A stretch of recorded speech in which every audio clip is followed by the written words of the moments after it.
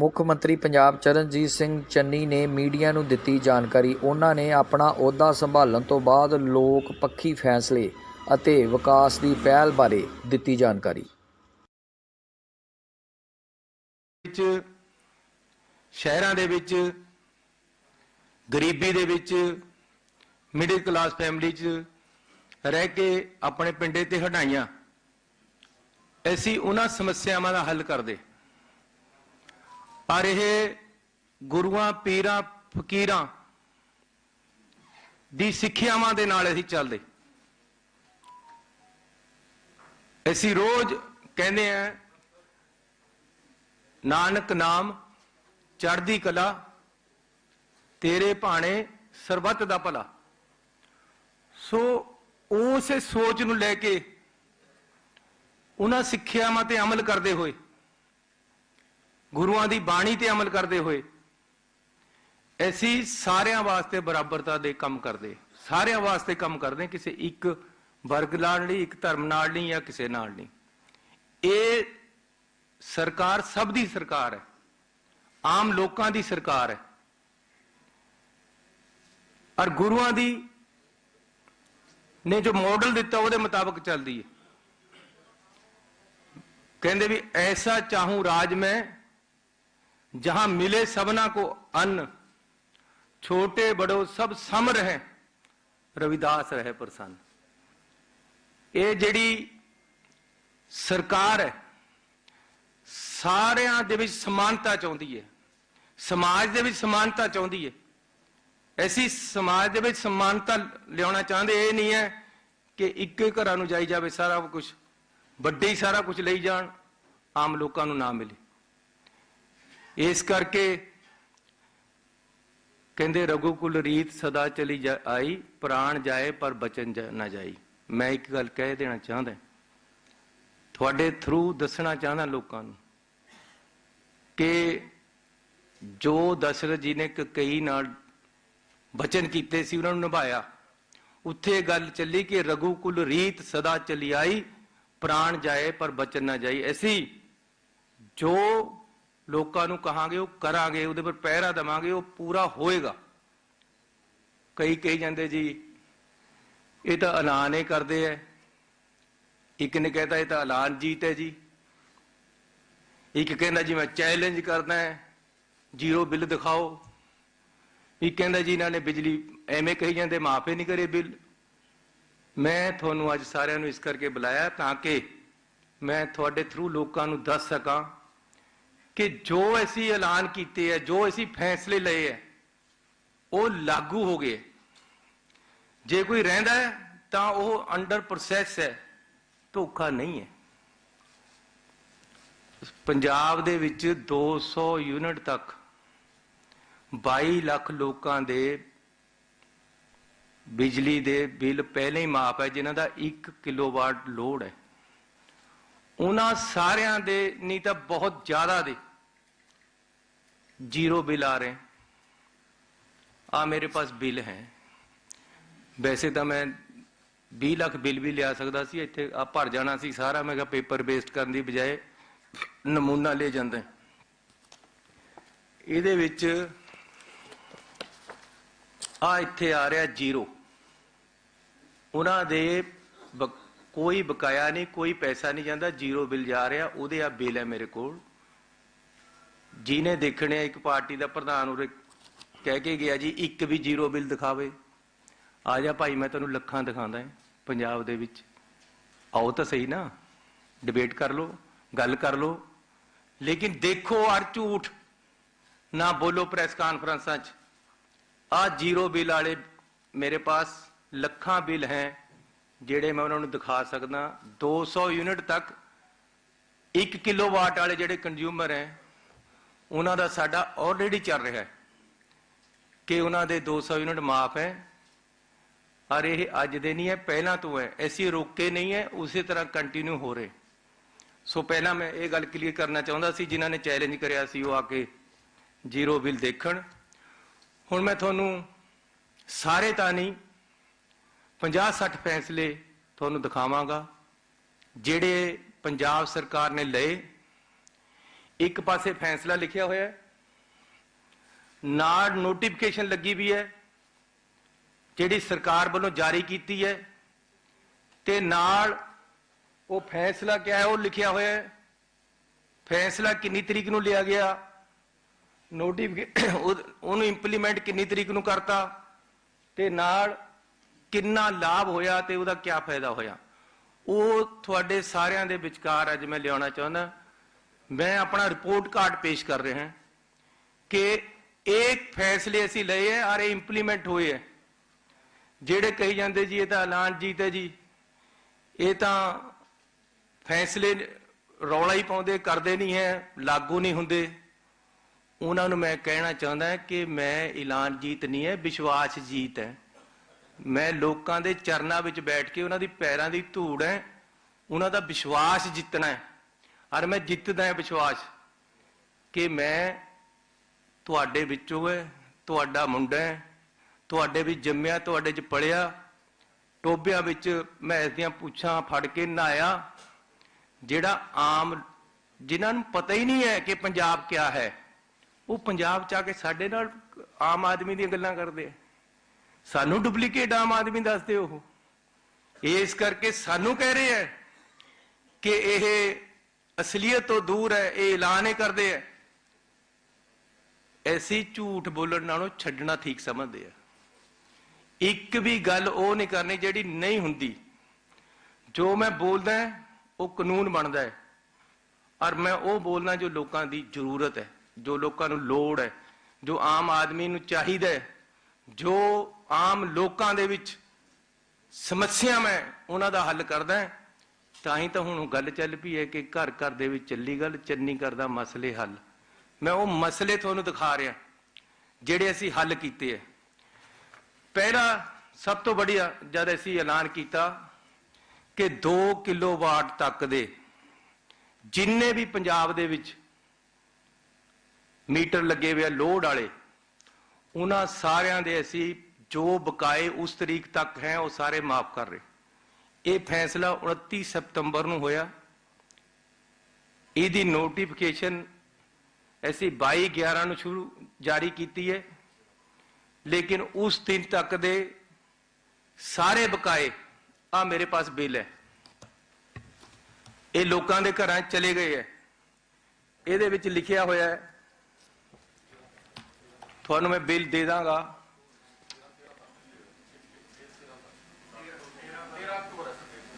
13 October ਇਹਦੇ ਵਿੱਚ ਲਿਖਿਆ ਹੋਇਆ ਕਿ ਤੁਹਾਡਾ ਬਕਾਇਆ ਪੰਜਾਬ ਸਰਕਾਰ ਨੇ ਮਾਫ ਕਰ ਦਿੱਤਾ ਹੈ। ਇਹ 2 ਕਿਲੋਵਾਟ ਦੇ ਕੁੱਲ ਕੰਜ਼ਿਊਮਰ ਪੰਜਾਬ ਦੇ ਵਿੱਚ 53 ਲੱਖ ਹੈ, ਲੇਕਿਨ 20 ਲੱਖ ਪਰਿਵਾਰਾਂ ਨੂੰ ਇਹਨਾਂ ਦਾ ਫਾਇਦਾ ਹੋਇਆ ਹੈ ਤੇ 1500 ਕਰੋੜ ਰੁਪਈਆ ਉਹਨਾਂ ਗਰੀਬ ਲੋਕਾਂ ਦੇ ਘਰ ਗਿਆ ਜਿਨ੍ਹਾਂ ਦੇ 2 ਕਿਲੋਵਾਟ ਦੇ ਲੋਡ ਦੇ ਮੀਟਰ ਹੈ, ਔਰ ਅਸੀਂ ਉਹਨਾਂ ਨੂੰ ਰਾਹਤ ਦੇਤੀ ਹੈ। ਉਹਨਾਂ ਜਿਹੜੇ ਬੜੇ ਬੜੇ ਬਿੱਲ ਚੱਕੀ ਫਿਰਦੇ ਸੀ ਕਿ ਜੀ ਸਾਤੋਂ ਬਿੱਲ ਨਹੀਂ ਜਮ੍ਹਾਂ ਕਰਾ ਹੋ ਸਕਦੇ, ਉਹਨਾਂ ਦੇ ਪੈਰ ਚਾਦਰ ਤੋਂ ਬਾਹਰ ਨਿਕਲ ਗਏ ਸੀ, ਚਾਦਰ ਛੋਟੀ ਹੋ ਗਈ ਸੀ, ਟੈਕਸਾਂ ਦਾ ਬੋਝ ਬੜਾ ਹੋ ਗਿਆ। ਉਹਨਾਂ ਲੋਕਾਂ ਦੇ ਅਸੀਂ 1500 ਕਰੋੜ ਰੁਪਏ ਦੇ ਬਿੱਲ ਮਾਫ ਕੀਤੇ ਹੈ। ਇਹ ਐਲਾਨ ਨਹੀਂ ਹੈ, ਲਾਗੂ ਹੋ ਚੁੱਕੇ ਹੈ। ਉਹਨਾਂ ਦੇ ਮੀਟਰਾਂ ਦੇ ਉਹਨਾਂ ਦੇ ਬਿੱਲ ਦੇਖੋ, ਉਹਨਾਂ 'ਚ ਲਿਖ ਕੇ ਜਾ ਚੁੱਕਿਆ 20 ਲੱਖ ਪਰਿਵਾਰਾਂ ਦੇ 20 ਲੱਖ ਬਿੱਲ ਹੈ ਮੇਰੇ ਕੋਲ, ਜਿਨ੍ਹਾਂ 'ਚ ਲਿਖਿਆ ਹੈ ਕਿ ਤੁਹਾਡਾ ਪੁਰਾਣਾ ਬਕਾਇਆ ਮਾਫ ਹੋ ਗਿਆ। ਉਸ ਤੋਂ ਅਗਲਾ ਜਿਹੜਾ ਫੈਸਲਾ ਹੈ, ਅਸੀਂ 3 ਰੁਪਏ ਬਿਜਲੀ ਸਸਤੀ ਕੀਤੀ ਹੈ।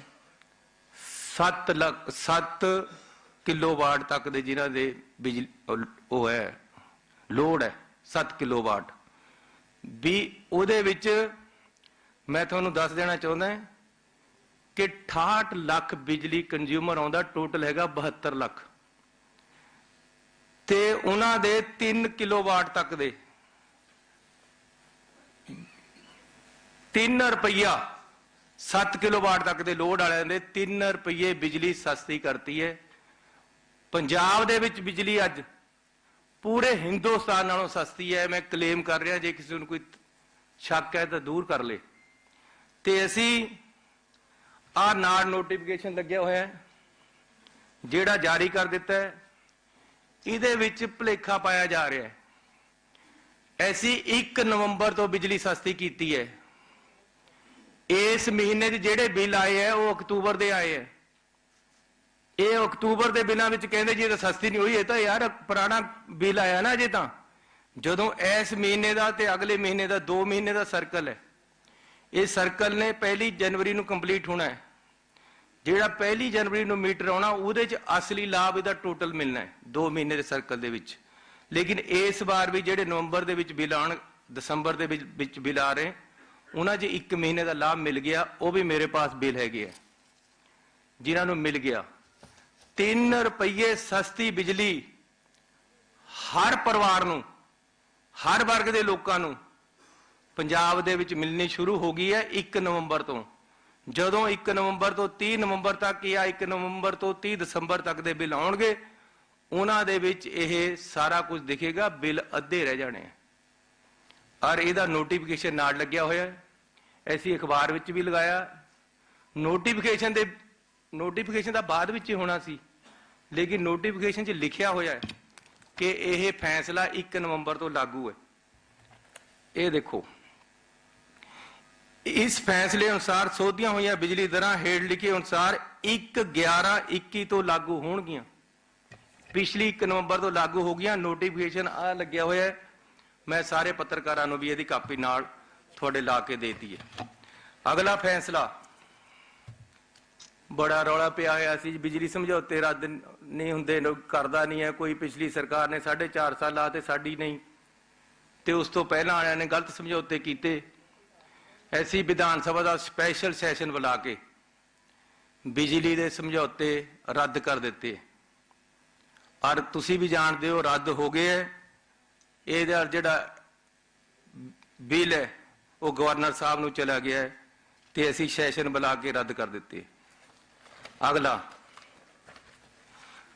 ਰਾਜ ਵਿੱਚ ਸਭ ਤੋਂ ਘੱਟ ਦਰਾਂ ਦੇ 250 ਮੈਗਾਵਾਟ ਸੋਲਰ ਊਰਜਾ ਦੀ ਖਰੀਦ ₹2.33 ਤੋਂ ₹2.34 ਪ੍ਰਤੀ ਯੂਨਿਟ ਕੀਤੀ।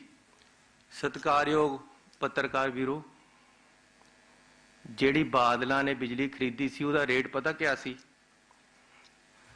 ਆ ਮੈਂ ਨਾਲ ਕਾਗਜ਼ ਲਗਾਇਆ ਤੁਹਾਡੇ ਕੋਲ। ₹17.91 ਪਰ ਯੂਨਿਟ। ਦੂਸਰੇ ਇਕੋ એનર્ਜੀ ਕੋਈ ਕੰਪਨੀ ਹੈ ਉਸ ਤੋਂ ਖਰੀਦੀ ਵੀ ₹17.91। ਤੀਸਰੀ ਤੋਂ ਵੀ ₹17.91। ਸੋਮਾ ਇੰਟਰਪ੍ਰਾਈਜ਼ਸ ਤੋਂ ਖਰੀਦੀ ₹14.95। ਇੱਕ ਸੋਵੈਕਸ ਹੈ ਉਹ ਤੋਂ ₹17.91। ਤੇ ਜਿਹੜੀ ਅਸੀਂ ਖਰੀਦੀ ਹੈ ਹੁਣ, ਜਿਹੜਾ ਅਸੀਂ ਐਗਰੀਮੈਂਟ ਕੀਤਾ ਉਹ ਕੀਤਾ ਹੈ ₹2.33 ਤੋਂ ਲੈ ਕੇ ₹2.34 ਤੱਕ। ₹15 ਪਰ ਯੂਨਿਟ ਦਾ ਫਾਇਦਾ ਪੰਜਾਬ ਸਰਕਾਰ ਨੂੰ ਹੋ ਰਿਹਾ ਹੈ। ਤੇ ਉਹਨਾਂ ਨੇ 1700 ਕਰੋੜ ਰੁਪਈਆ ਹਰ ਸਾਲ, ਇਹ ਜਿਹੜੀਆਂ ਮੈਂ 4 ਜਿਹੜੀਆਂ ਉਹਨਾਂ ਦੇ ਆਪਣੇ ਬੰਦਿਆਂ ਦੀਆਂ ਸੀ ਉਹਨਾਂ ਨੂੰ ਦਿੱਤਾ ਹੈ। ਇਹਦੇ ਵਿੱਚ ਮਜੀਠੀਆ ਨੇ ਇਹ ਜਿਹੜੇ ਫੈਸਲੇ ਕੀਤੇ ਸੀ, ਮੰਤਰੀ ਇਹ ਸਾਰੇ ਸੀਗੇ। ਇਹ ਬਾਦਲਾਂ ਦੀ ਸਰਕਾਰ ਦੇ ਵਿੱਚ ਹੋਇਆ ਹੈ। ਤੇ ਕਿੱਥੇ 1 ਯੂਨਿਟ 18 ਰੁਪਏ ਦੇ ਲਗਭਗ ₹17.91, ਕਿੱਥੇ ₹2.34। ਇੰਨਾ ਫਰਕ ਸੀਗਾ ਪੰਜਾਬ ਦੇ ਵਿੱਚ ਲੁੱਟਣ ਦਾ। ਸੋ ਇਹਦਾ ਜਿਹੜਾ ਫੈਸਲਾ ਹੈ ਅਸੀਂ ਨਵਾਂ ਟੈਂਡਰ ਕਰ ਲਿਆ ਹੈ ਤੇ ਪੁਰਾਣੇ ਟੈਂਡਰ ਜਿਹੜੇ ਉਹਨਾਂ ਨੇ ਕੀਤੇ ਹੋਏ ਸੀ ਉਹਦੇ ਰੱਦ ਕਰ ਦਿੱਤੇ ਹੈ। ਅਗਲਾ ਫੈਸਲਾ, ਲਾਲ ਲਕੀਰ ਦੇ ਅੰਦਰ ਮਾਲਕੀ ਹੱਥ ਦੇਣ ਦਾ ਜਿਹੜਾ ਅਸੀਂ ਫੈਸਲਾ ਕੀਤਾ, ਇਹਦਾ ਕੰਮ ਸ਼ੁਰੂ ਹੋ ਗਿਆ ਹੈ। ਦਸੰਬਰ 22 ਤੱਕ ਕੰਮ ਚੱਲਣਾ ਹੈ। ਗੁਰਦਾਸਪੁਰ, ਚਮਕੌਰ ਸਾਹਿਬ ਤੇ ਬਹੁਤ ਸਾਰੇ ਹਲਕਿਆਂ ਦੇ ਵਿੱਚ ਕੰਮ ਸ਼ੁਰੂ ਹੋ ਗਿਆ। ਜਿੰਨੇ ਸਾਨੂੰ ਡਰੋਨ ਮਿਲੇ ਹੈ ਉਹਦੇ ਮੁਤਾਬਕ ਕੰਮ ਚੱਲ ਰਿਹਾ। ਇਹ ਪ੍ਰੋਸੈਸ ਹੈ, ਸਾਲ 1.5 ਸਾਲ ਲੱਗੇਗਾ। ਲੇਕਿਨ ਹਰ ਪਿੰਡੂ ਲੋਕਾਂ ਨੂੰ, ਸ਼ਹਿਰੀ ਲੋਕਾਂ ਨੂੰ, ਲਾਲ ਲਾਈਨ ਦੇ ਅੰਦਰ ਜਿਹੜੇ ਰਹਿੰਦੇ ਹੈ ਉਹਨਾਂ ਦੀਆਂ ਜ਼ਮੀਨਾਂ, ਉਹਨਾਂ ਦੇ ਜ਼ਮੀਨਾਂ ਨੇ, ਉਹਨਾਂ ਦੇ ਘਰ, ਉਹਨਾਂ ਦੇ ਨਾਮ ਅਸੀਂ ਕਰਕੇ ਦੇ ਰਹੇ ਹਾਂ। ਔਰ ਇਹ ਪ੍ਰੋਸੈਸ ਸਾਡਾ ਜਾਰੀ ਹੈ। ਇਹ ਫੈਸਲਾ ਜਿਹੜਾ ਸਾਡਾ ਲਾਗੂ ਹੋ ਗਿਆ। ਉਸ ਤੋਂ ਅਗਲਾ, 5 ਮਰਲੇ ਤੱਕ ਦੇ ਪਲਾਟ 2 ਮਹੀਨਿਆਂ से ਅਸੀਂ 36,000 ਜਾਰੀ ਕਰ ਚੁੱਕੇ, ਨੋਟੀਫਿਕੇਸ਼ਨ ਹੋ ਗਈ ਹੈ। 2 ਮਹੀਨਿਆਂ 'ਚ 36,000 ਲੋਕਾਂ ਨੂੰ ਦੇ ਚੁੱਕੇ ਹੈ। ਪੰਚਾਇਤਾਂ ਨੇ ਦੇਣੇ ਹੈ, ਪੰਚਾਇਤਾਂ ਨੂੰ ਹੁਕਮ ਕੀਤੇ ਗਏ ਹੈ। ਉਹਨਾਂ ਦਾ ਸਿਸਟਮ ਸਰਲ ਕੀਤਾ ਗਿਆ ਹੈ ਕਿ ਆਪਣੀ ਜ਼ਮੀਨ ਵਿੱਚੋਂ ਅੱਧ ਤੇ ਜ਼ਿਆਦਾ ਨਹੀਂ ਦੇਣੀ ਜ਼ਮੀਨ, ਲੇਕਿਨ 5-5 ਮਰਲੇ ਦੇ ਲੋੜਵੰਦ ਲੋਕਾਂ ਨੂੰ ਦਿਓ। ਇਹ ਫੈਸਲਾ ਪੰਜਾਬ ਦੇ ਵਿੱਚ ਲਾਗੂ ਹੈ। ਹੁਣ ਤੱਕ 36,000 ਨੂੰ ਅਸੀਂ 2 ਮਹੀਨਿਆਂ 'ਚ ਦਿੱਤੇ। ਆ ਮੈਂ ਫੋਟੋਆਂ ਜਾਰੀ ਕਰ ਰਿਹਾ ਜਿਨ੍ਹਾਂ ਨੂੰ ਅਸੀਂ ਦੇ ਰਹੇ ਹਾਂ ਪੰਜਾਬ 'ਚ। ਇਸ ਤੋਂ ਅਗਲਾ ਪੇਂਡੂ ਜਲ ਸਪਲਾਈ ਸਕੀਮ ਅਧੀਨ ਬਿਜਲੀ ਦੇ ਖੜੇ ਬਕਾਏ ਮਾਫ ਕਰਨ ਵਾਸਤੇ ਮੈਂ ਪਹਿਲਾਂ ਵੀ ਦੱਸਿਆ, ਜਦੋਂ ਮੈਂ ਆਪੋਜੀਸ਼ਨ ਲੀਡਰ ਸੀ ਤਾਂ ਸਾਡੇ ਇੱਕ ਸੀਓ ਮਾਜਰਾ ਪਿੰਡ ਹੈ ਰੋਪੜ ਦੇ ਕੋਲ ਮੇਰੇ ਹਲਕੇ 'ਚ, ਉੱਥੇ ਮੈਂ ਗਿਆ। ਪਿੰਡ ਵਾਲੀਆਂ ਬੀਬੀਆਂ ਕਹਿੰਦੀਆਂ ਜੀ ਸਾਡੇ ਤਾਂ ਹਫ਼ਤਾ ਹੋ ਗਿਆ ਪਾਣੀ ਨਹੀਂ ਆਇਆ। ਮੈਂ ਕਿਹਾ ਗੱਲ ਕੀ ਹੈ? ਉਹ ਕਹਿੰਦੇ ਜੀ ਸਾਡਾ ਬਿਜਲੀ ਦਾ ਬਿੱਲ ਹੈ ਜਿਹੜਾ ਮੋਟਰ ਦਾ, ਜਿਹੜੀ ਮੋਟਰ ਪਿੰਡ ਨੂੰ ਪਾਣੀ ਦਿੰਦੀ ਹੈ ਟੈਂਕੀ ਤੇ ਲੱਗੀ ਹੋਈ ਹੈ, ਉਹ ਪੰਚਾਇਤ ਤੇ ਭਰ ਨਹੀਂ ਹੋ ਰਿਹਾ, ਜ਼ਿਆਦਾ ਹੋ ਗਿਆ, ਲੋਕਾਂ ਦੇ ਪੈਸੇ ਇਕੱਠੇ ਨਹੀਂ ਹੋ ਰਹੇ, ਸਾਡਾ ਬਿਜਲੀ ਦਾ ਕਨੈਕਸ਼ਨ ਕੱਟਤਾ, ਸਾਡੇ ਪਾਣੀ ਨਹੀਂ ਆ ਰਿਹਾ। ਮੈਂ ਆਪ ਚੜ ਕੇ ਉਹ ਬਿੱਲ ਦਾ ਲਗਾਇਆ ਸੀ। ਉਦੋਂ ਹੀ ਫੈਸਲਾ ਕੀਤਾ ਸੀ ਕਿ ਜਦੋਂ ਮੌਕਾ ਮਿਲ ਗਿਆ, ਸਿੰਘਾਂ ਨੂੰ ਹੱਥ ਪੈ ਗਿਆ ਤਾਂ ਇਹ ਕੰਮ ਚੱਕਣਾ ਹੈ। ਆਹ ਨੋਟੀਫਿਕੇਸ਼ਨ ਜਾਰੀ ਹੋ ਗਿਆ ਹੈ, ਆ ਮੇਰੀ ਸਕਰੀਨ ਤੇ ਆ ਰਿਹਾ ਹੈ। ਇਹਦੇ ਵਿੱਚ 1168 ਕਰੋੜ ਰੁਪਈਆ ਪਿੰਡਾਂ ਦੀਆਂ ਪੰਚਾਇਤਾਂ ਦਾ ਮਾਫ ਕੀਤਾ ਹੈ। ਨੋਟੀਫਿਕੇਸ਼ਨ ਜਾਰੀ ਹੋ ਗਿਆ ਹੈ। ਲੀਕ ਮਾਰਤੀ ਹੈ ਉਹਨਾਂ ਦੇ ਪੈਸਿਆਂ ਪਰ। ਅੱਗੇ ਨੂੰ ਇਹ ਬਕਾਇਆ ਦੇਣ ਦੀ ਲੋੜ ਨਹੀਂ। ਗੱਲ ਇੱਥੇ ਬਸ ਨਹੀਂ ਹੈ, ਗੱਲ ਇੱਥੇ ਵੀ ਹੈ ਕਿ ਅੱਗੇ ਨੂੰ ਉਹਨਾਂ ਦਾ ਬਿੱਲ ਨਹੀਂ ਆਏਗਾ। ਜਿਸ ਤਰ੍ਹਾਂ ਕਿਸਾਨਾਂ ਦੀ ਮੋਟਰ ਦਾ ਬਿੱਲ ਨਹੀਂ ਆਉਂਦਾ, ਇਸੇ ਤਰ੍ਹਾਂ ਪੰਜਾਬ ਦੇ ਵਿੱਚ ਜਿਹੜੇ ਪੇਂਡੂ ਜਲ ਸਪਲਾਈ ਟੈਂਕੀਆਂ ਦੇ ਉੱਪਰ ਮੋਟਰਾਂ ਲੱਗੀਆਂ ਵੀਆਂ, ਉਹਨਾਂ ਦਾ ਅੱਗੇ ਨੂੰ ਬਿੱਲ ਨਹੀਂ ਆਉਣਾ, ਉਹ ਪੰਜਾਬ ਸਰਕਾਰ ਭਰਿਆ ਕਰੇਗੀ। ਇਹ ਫੈਸਲਾ ਲਾਗੂ ਕਰਤਾ, ਐਸੀ ਨੋਟੀਫਿਕੇਸ਼ਨ ਲੱਗੀ ਹੋਈ ਹੈ। ਅੱਗੇ ਨੂੰ ਵੀ ਬਿੱਲ ਨਹੀਂ ਆਣਗੇ। ਅਗਲਾ 8 ਨੰਬਰ ਫੈਸਲਾ ਹੈ ਸੀ। 9 ਨੰਬਰ 166 ਰੁਪਏ ਪਿੰਡਾਂ ਦਾ ਬਿੱਲ ਆ ਰਿਹਾ ਸੀ ਹਰ ਘਰ ਦਾ। ਐਸੀ ਉਹਨੂੰ ਘਟਾ ਕੇ, ਕਿਉਂਕਿ ਹੁਣ ਅਸੀਂ ਪੈਸੇ ਸਰਕਾਰ ਨੇ ਦੇਣੇ ਹੈ ਬਿਜਲੀ ਦੀ ਬਿੱਲ ਦੇ, ਇਸ ਕਰਕੇ ਪੰਚਾਇਤ ਪਰ ਲੋਡ ਘਟ ਜਾਣਾ ਹੈ। ਇਸ ਕਰਕੇ ਅਸੀਂ ਲੋਕਾਂ ਤੋਂ ਵੀ ਉਗਰਾਹੀ ਘੱਟ ਕਰਨੀ ਅੱਗੇ ਨੂੰ। 166 ਰੁਪਏ ਦੀ ਜਗ੍ਹਾ 50 ਰੁਪਏ ਬਿੱਲ ਆਏ ਕਰੇਗਾ ਸਾਰਿਆਂ ਦਾ। ਅੱਗੇ ਨੂੰ 50 ਆਉਣ ਲੱਗ ਗਿਆ ਹੈ। ਜੇ ਕਿਸੇ ਨੇ ਚੈੱਕ ਕਰਨਾ, ਦੂਸਰੀ ਪਾਰਟੀ ਵਾਲੇ ਨੇ ਪਿੰਡਾਂ ਜਾ ਕੇ ਚੈੱਕ ਕਰ ਲਵੇ। ਨੋਟੀਫਿਕੇਸ਼ਨ ਮੇਰੀ ਨਾਲ ਲੱਗੀ ਵੀ ਹੈ ਜਿਹੜੀ ਪੰਜਾਬ ਸਰਕਾਰ ਨੇ ਕਰਤੀ ਹੈ। ਅਗਲਾ ਸਾਡਾ ਫੈਸਲਾ ਸ਼ਹਿਰੀ ਖੇਤਰਾਂ ਦੇ ਜਲ ਕਨੈਕਸ਼ਨ, ਜਿਸ ਤਰ੍ਹਾਂ ਪਿੰਡਾਂ ਦੀਆਂ ਟੈਂਕੀਆਂ ਦੇ ਮਾਫ ਕੀਤੇ ਹੈ ਬਿੱਲ, ਉਸੇ ਤਰ੍ਹਾਂ ਸ਼ਹਿਰਾਂ ਦੀ ਕੀਤੇ। ਉਸੇ ਤਰ੍ਹਾਂ ਹੁਣ ਸ਼ਹਿਰਾਂ ਦਾ ਤਾਂ 105 ਰੁਪਏ ਤੋਂ ਲੈ ਕੇ 250-300 ਰੁਪਏ ਤੱਕ ਬਿੱਲ ਆਉਂਦਾ ਸੀ, ਮਕਾਨ ਛੋਟਾ ਬੜਾ ਹੋਣ ਕਰਕੇ। ਹੁਣ ਅਸੀਂ ਇੱਕ ਬਿੱਲ ਕਰਤਾ ਹੈ, ਅੱਗੇ ਉਹਨੂੰ 50 ਰੁਪਏ ਆਏ ਕਰੇਗਾ ਉਹਨਾਂ ਦਾ। ਤੇ ਜਿਹੜੇ ਉਹਨਾਂ ਦੀਆਂ ਸ਼ਹਿਰਾਂ ਦੀ ਪਾਣੀ ਦੀਆਂ ਟੈਂਕੀਆਂ ਦੇ ਬਿੱਲ ਹੈ, ਮਿਊਨਿਸਪਲ ਕਮੇਟੀਆਂ ਤੋਂ ਨਹੀਂ ਦਿੱਤੇ ਜਾ ਰਹੇ ਸੀ, ਅੱਗੇ ਤੋਂ ਪੰਜਾਬ ਸਰਕਾਰ ਦਿਆ ਕਰੇਗੀ। ਇਹਦੇ ਨੋਟੀਫਿਕੇਸ਼ਨ ਨਾਲ ਲੱਗੇ ਹੋਏ ਹੈ। ਹਰ ਫੈਸਲਾ ਪਾਰਦਰਸ਼ੀ ਤਰੀਕੇ ਦੇ ਨਾਲ ਤੁਹਾਨੂੰ ਨੋਟੀਫਿਕੇਸ਼ਨ ਦੇ ਨਾਲ ਦਿਖਾ ਰਿਹਾ, ਤਾਂ ਕਿ ਜਿਹੜੇ ਐਲਾਨਜੀਤ ਕਹਿੰਦੇ ਸੀ ਉਹਨਾਂ ਨੂੰ ਵਿਸ਼ਵਾਸ ਹੋ ਜਾਵੇ, ਉਹ ਵਿਸ਼ਵਾਸਜੀਤ ਕਹਿਣ ਲੱਗ ਜਾਣ। ਅਗਲਾ ਸ਼ਹਿਰੀ ਖੇਤਰਾਂ ਦੇ ਵਿੱਚ ਜਲ ਸਪਲਾਈ ਅਤੇ ਸੀਵਰੇਜ ਦੇ ਜਿਹੜੇ ਬਕਾਏ ਹੈ, ਪੁਰਾਣੇ ਬਿੱਲ ਖੜੇ ਸੀ, ਉਹ ਅਸੀਂ ਮਾਫ ਕਰ ਦਿੱਤੇ ਸਾਰੇ। ਸ਼ਹਿਰਾਂ ਜਾ ਕੇ ਚੈੱਕ ਕਰ ਲੈਣ, ਨਾਲੇ ਉਹਨਾਂ ਨੂੰ ਵਿਸ਼ਵਾਸ ਹੋ ਜਾਏਗਾ, ਨਾਲੇ ਉਹ ਕਹਿਣਗੇ ਯਾਰ ਇਹ ਵਿਸ਼ਵਾਸ ਜਿੱਤਣ ਵਾਲਾ ਬੰਦਾ ਹੈ।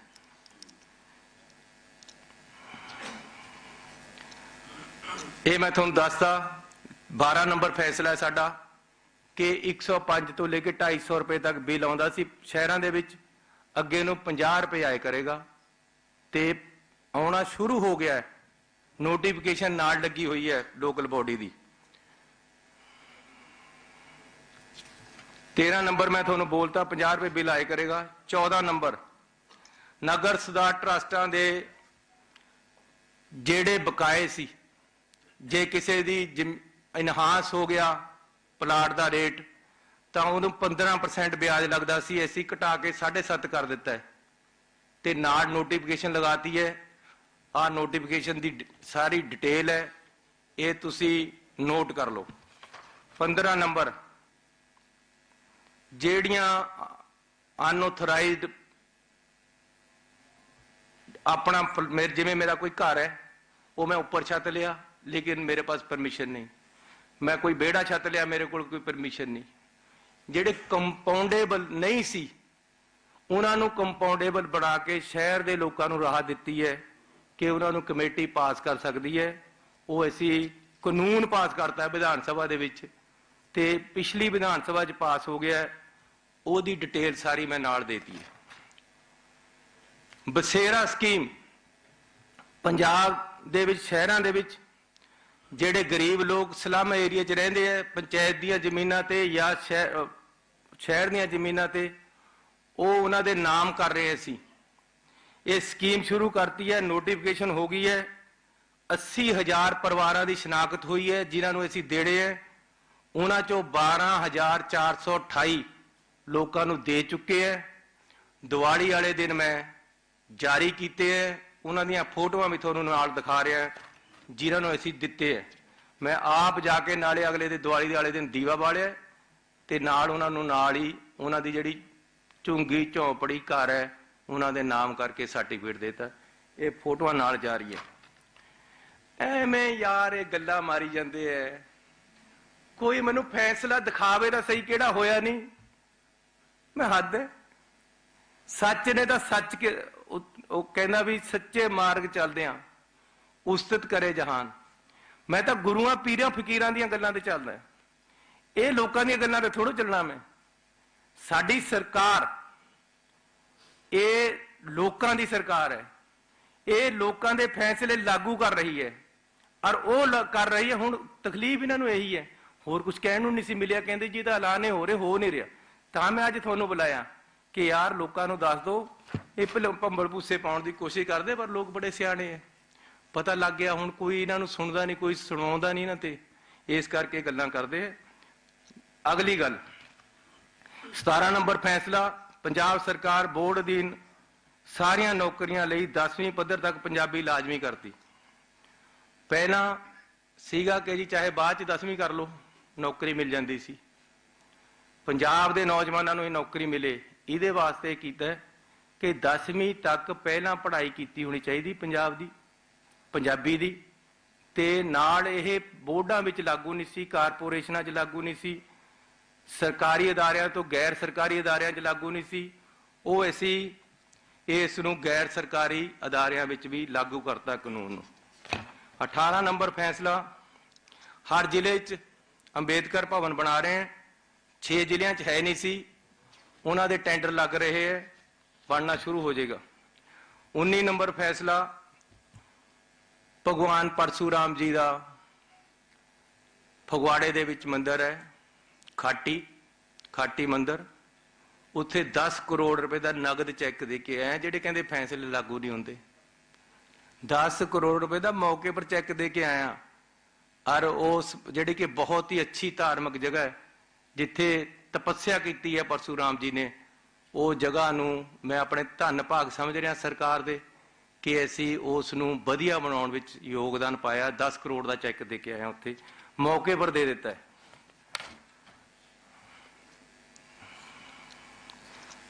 ਬਹੁਤ ਪਰਿਵਾਰਾਂ ਦੀ ਸ਼ਿਕਾਇਤ ਸੀ ਕਿ ਜੀ ਸਾਡੇ ਨੀਲੇ ਕਾਰਡ ਨਹੀਂ ਬਣੇ। ਅਸੀਂ 1 ਲੱਖ ਨਵਾਂ ਨੀਲੇ ਕਾਰਡ ਦੇ ਰਹੇ ਹਾਂ। ਹਰ ਹਲਕੇ ਦੇ ਵਿੱਚ ਸ਼ਨਾਖਤਾਂ ਸ਼ੁਰੂ ਹੋ ਗਈਆਂ, ਜਿਨ੍ਹਾਂ ਦੇ ਕਾਰਡ ਨਹੀਂ ਬਣੇ ਅਸੀਂ ਬਣਾ ਰਹੇ ਹਾਂ। ਇਹ ਸਕੀਮ ਸਾਡੀ ਚੱਲ ਰਹੀ ਹੈ ਤੇ ਪਿੰਡਾਂ ਦੇ ਵਿੱਚ ਅਸੀਂ ਲੱਭ ਕੇ ਬੰਦਿਆਂ ਨੂੰ ਦੇ ਰਹੇ। ਕੰਸਟਰਕਸ਼ਨ ਵਰਕਰ, ਦੀਵਾਲੀ ਵਾਲੇ ਦਿਨ ਉਹਨਾਂ ਨੂੰ ਮੈਂ ਤੋਹਫਾ ਅਸੀਂ ਦਿੱਤਾ ਹੈ। 3,70,000 ਪਰਿਵਾਰਾਂ ਨੂੰ 3100 ਰੁਪਏ ਦਾ ਸ਼ਗਨ ਭੇਜਿਆ ਦੀਵਾਲੀ ਦਾ, ਉਹਨਾਂ ਨੂੰ ਜਿਹੜੇ ਕੰਸਟਰਕਸ਼ਨ ਵਰਕਰ ਹੈ, ਔਰ ਉਹਨਾਂ ਦੇ ਖਾਤਿਆਂ ਵਿੱਚ ਚਲਾ ਗਿਆ। ਨਾਲ ਮੇਰੀ ਚਿੱਠੀ ਲੱਗੀ ਵੀ ਹੈ ਤੇ ਜੇ ਕੋਈ ਚਾਹੇ ਤਾਂ ਮੈਂ 3,70,000 ਪਰਿਵਾਰਾਂ ਦੇ ਨਾਮ ਉਹਨਾਂ ਨੂੰ ਦੇ ਦਿੰਦਾ। 98 ਕਰੋੜ 74 ਲੱਖ ਰੁਪਈਆ ਉਹਨਾਂ ਦੇ ਖਾਤਿਆਂ 'ਚ ਜਾ ਚੁੱਕਿਆ ਪੰਜਾਬ ਦੇ ਗਰੀਬ ਲੋਕਾਂ ਦੇ। ਇਹੀ ਤਾਂ ਢਿੱਡ ਦੁਖਦਾ ਇਹਨਾਂ ਦਾ ਯਾਰ, ਇਹਨਾਂ ਨੂੰ ਕਾਹਦੇ ਵੰਡੀ ਜਾਂਦਾ ਖਜ਼ਾਨਾ ਕਹਿੰਦੇ ਖਾਲੀ ਕਰ ਰਿਹਾ। ਯਾਰ ਮੇਰਾ ਖਜ਼ਾਨਾ ਮੇਰੇ ਬਾਪੂ ਦਾ, ਇਹ ਖਜ਼ਾਨਾ ਪੰਜਾਬ ਦੇ ਲੋਕਾਂ ਦਾ ਹੈ। ਲੋਕਾਂ ਵਿੱਚ ਜਾਣਾ ਚਾਹੀਦਾ, ਕਿਸੇ ਦੇ ਪਰਿਵਾਰਾਂ ਦੇ 2-4 ਪਰਿਵਾਰਾਂ ਦੇ ਘਰਾਂ ਜਾਈ ਜਾਂਦਾ। ਇਸੇ ਕਰਕੇ ਤਾਂ ਮੈਂ ਦੇ ਰਿਹਾ। 98 ਕਰੋੜ 74 ਲੱਖ ਦੀਵਾਲੀ ਵਾਲੇ ਦਿਨ 3,70,000 ਪਰਿਵਾਰਾਂ ਨੂੰ ਗਿਆ। ਮੇਰਾ ਉਹਨਾਂ 'ਚ ਕੋਈ ਪਰਿਵਾਰ ਨਹੀਂ ਹੈ। ਉਹ ਰਾਜ ਮਿਸਤਰੀ ਹੈ, ਮਜ਼ਦੂਰ ਹੈ, ਜਿਹੜੇ ਕੰਸਟਰਕਸ਼ਨ ਦਾ ਕੰਮ ਕਰਦੇ, ਉਹਨਾਂ ਦੇ ਘਰਾਂ 'ਚ ਗਿਆ। ਅਗਲਾ 23 ਨੰਬਰ ਫੈਸਲਾ, ਥੋੜਾ ਜਿਹਾ ਤਸੱਲੀ ਨਾਲ ਬੈਠ ਜਿਓ, ਫੈਸਲੇ ਪੂਰੇ ਸੁਣਾਣੇ ਤੁਹਾਨੂੰ। 425 ਨਵੇਂ ਬੱਸ ਰੂਟ ਔਰ 1406 ਪਰਮਿਟ ਜਾਰੀ ਕੀਤੇ ਆ ਨਵੇਂ। ਇਹਨਾਂ ਦਾ ਪ੍ਰੋਸੈਸ ਚੱਲਿਆ ਹੋਇਆ, ਪੰਜਾਬ ਦੇ ਨੌਜਵਾਨਾਂ ਨੂੰ ਦੇਵਾਂਗੇ। 6 ਸ੍ਰੀ ਕਰਤਾਰਪੁਰ ਸਾਹਿਬ ਉਸ ਦਿਨ ਮੱਥਾ ਟੇਕਣ ਗਏ ਸੀ ਅਸੀਂ। ਉਸ ਦਿਨ ਐਲਾਨ ਕੀਤਾ ਸੀ ਕਿ ਇੱਥੇ ਅਸੀਂ ਫ੍ਰੀ ਕਿਰਾਇਆ ਨਹੀਂ ਲਵਾਂਗੇ, ਜਿਹੜੇ ਲੋਕ ਇੱਥੇ ਆਣਗੇ ਜਿਹਦੇ ਪਾਸ ਚਿੱਟ ਹੋਏਗੀ ਉੱਥੇ ਜਾਣ ਦੀ ਕਿ ਮੈਂ ਕਰਤਾਰਪੁਰ ਸਾਹਿਬ ਜਾਣਾ, ਉਹਨੂੰ ਪੰਜਾਬ ਦੀਆਂ ਬੱਸਾਂ 'ਚ ਚਾਹੇ ਕਿਸੇ ਬੱਸ 'ਤੇ ਚੜ੍ਹ ਜਾਓ, ਕੋਈ ਨਹੀਂ ਰੋਕੇਗਾ, ਕੋਈ ਪੈਸਾ ਨਹੀਂ ਲਏਗਾ। ਨੋਟੀਫਿਕੇਸ਼ਨ ਜਾਰੀ ਹੋ ਗਿਆ। ਸਰਕਾਰੀ ਸਕੂਲਾਂ ਦੇ ਵਿਦਿਆਰਥੀਆਂ ਨੂੰ ਸਕੂਲੀ ਵਰਦੀਆਂ, ਪਹਿਲਾਂ ਸਕੂਲ ਦੀ ਵਰਦੀ ਐਸੀ ਬੱਚਿਆਂ ਨੂੰ ਮਿਲਦੀ ਸੀ, ਲੇਕਿਨ ਮੈਂ ਇਹ ਸੋਚਿਆ ਹੈ, ਸਾਡੀ ਸਰਕਾਰ ਨੇ ਸੋਚਿਆ ਹੈ ਕਿ ਜਿਹੜਾ ਸਰਕਾਰੀ ਸਕੂਲ ਦੇ ਵਿੱਚ ਪੜ੍ਹਦਾ ਉਹ ਸਾਰਿਆਂ ਨੂੰ ਹੀ ਦੇਣੀ ਚਾਹੀਦੀ। ਉਹ ਸਾਰੇ ਗਰੀਬ ਬੱਚੇ ਪੜ੍ਹਦੇ, ਇਸ ਕਰਕੇ ਅਸੀਂ ਫੈਸਲਾ ਕਰ ਲਿਆ ਕਿ ਜਿੰਨੇ ਸਰਕਾਰੀ ਸਕੂਲ ਦੇ ਵਿੱਚ ਪੜ੍ਹਦੇ ਹੈ ਸਾਰੇ ਬੱਚਿਆਂ ਨੂੰ ਹੀ ਸਾਰੀਆਂ ਫੈਸਿਲਿਟੀਆਂ ਮਿਲਣਗੀਆਂ ਜਿਹੜੀਆਂ ਪੰਜਾਬ ਸਰਕਾਰ ਦਿੰਦੀ ਹੈ, ਤੇ ਵਰਦੀਆਂ ਵੀ ਸਾਰੇ ਬੱਚਿਆਂ ਨੂੰ ਮਿਲਣਗੀਆਂ। ਆਹ ਨੋਟੀਫਿਕੇਸ਼ਨ ਹੈ ਤੁਹਾਡੇ ਪਾਸ, ਇਹ ਅੱਗੇ ਤੋਂ ਵਰਦੀ ਸਾਰਿਆਂ ਨੂੰ ਮਿਲੇ ਕਰੇਗੀ। ਇਸ ਤੋਂ ਇਲਾਵਾ 10ਵੀਂ ਜਮਾਤ ਤੱਕ ਪੰਜਾਬੀ ਨਾ ਪੜ੍ਹਾਉਣ ਵਾਲਿਆਂ ਨੂੰ ਜੁਰਮਾਨੇ ਡਬਲ ਕਰਤੇ ਹੈ ਔਰ ਉਹਨਾਂ ਦੀ ਨੋਟੀਫਿਕੇਸ਼ਨ ਰੱਦ ਕਰਾਂਗੇ, ਉਹਨਾਂ ਦਾ ਸਕੂਲ ਰੱਦ ਕਰਾਂਗੇ ਜਿਹੜਾ ਪੰਜਾਬੀ 10ਵੀਂ ਤੱਕ ਨਹੀਂ ਪੜ੍ਹਾਏਗਾ। ਇਹਦਾ ਵੀ ਕਾਨੂੰਨ ਬਣਾਤਾ ਵਿਧਾਨ ਸਭਾ ਦੇ ਵਿੱਚ, ਪਿਛਲੀ ਵਿਧਾਨ ਸਭਾ 'ਚ ਬਣ ਚੁੱਕਿਆ ਹੈ। ਸਾਰੀਆਂ ਸ਼੍ਰੇਣੀਆਂ ਦੇ ਗਰੀਬ ਅਤੇ ਹੋਣਹਾਰ ਵਿਦਿਆਰਥੀਆਂ ਨੂੰ ਮੁੱਖ ਮੰਤਰੀ ਵਜ਼ੀਫਾ ਯੋਜਨਾ, ਇਹ ਅਸੀਂ ਇਸ ਸਾਲ ਤੋਂ ਸ਼ੁਰੂ ਕੀਤੀ ਹੈ।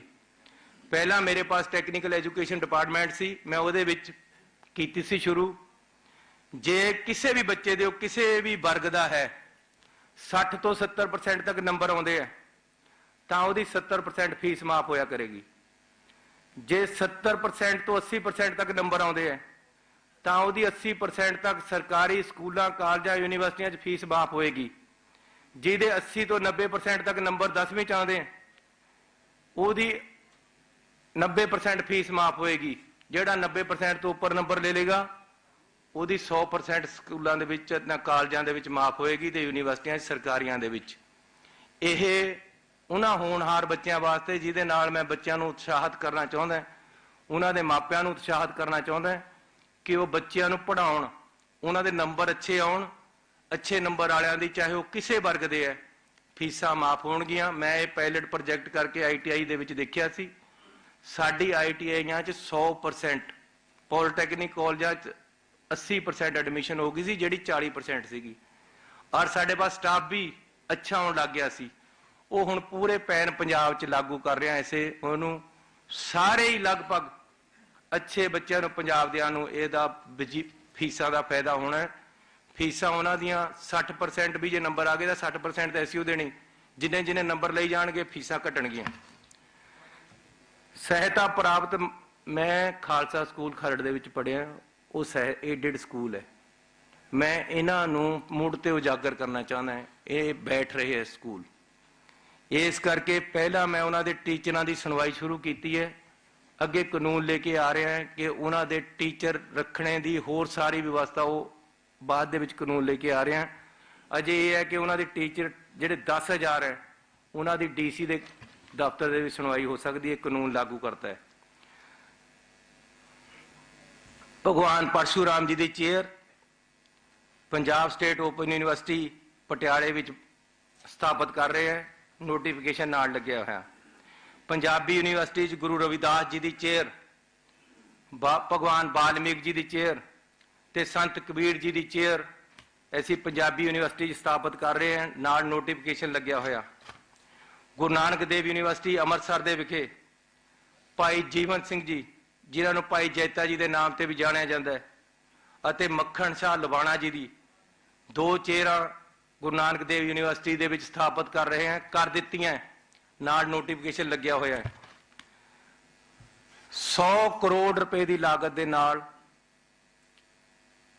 PTU ਜਲੰਧਰ ਦੇ ਵਿੱਚ ਅਸੀਂ ਅੰਬੇਦਕਰ ਸਾਹਿਬ ਦੇ ਨਾਮ ਦਾ ਇੱਕ ਅਜਾਇਬ ਘਰ, ਇੱਕ ਮਿਊਜ਼ੀਅਮ ਬਣਾ ਰਹੇ हैं, ਜਿਹਦਾ मैं नींह पत्थर रख ਦਿੱਤਾ है।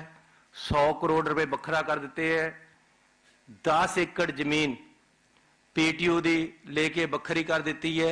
PTU ਨੂੰ ਬੜਾ ਕਰਨ ਵਾਸਤੇ 50 एकड़ ਜ਼ਮੀਨ ਉਹਨਾਂ ਨੂੰ ਹੋਰ ਖਰੀਦ ਕੇ ਦੇ ਰਿਹਾ ਹੈ ਤਾਂ ਕਿ PTU ਯੂਨੀਵਰਸਿਟੀ ਵੀ ਕਾਮਯਾਬ ਹੋਵੇ। ਲੇਕਿਨ ਇਹ ਜਿਹੜਾ ਮਿਊਜ਼ੀਅਮ ਹੈ ਇਹਦਾ ਅਸੀਂ ਟੈਂਡਰ ਕੰਸਲਟੈਂਟ ਅਪਾਇੰਟ ਕਰ ਦਿੱਤਾ ਹੈ ਤੇ ਮਿਊਜ਼ੀਅਮ 1.5 ਜਾਂ 2 ਸਾਲ ਦੇ ਵਿੱਚ ਬਣ ਕੇ ਤਿਆਰ ਹੋਏਗਾ, ਕੰਮ ਸ਼ੁਰੂ ਕਰ ਦਿੱਤਾ ਹੈ।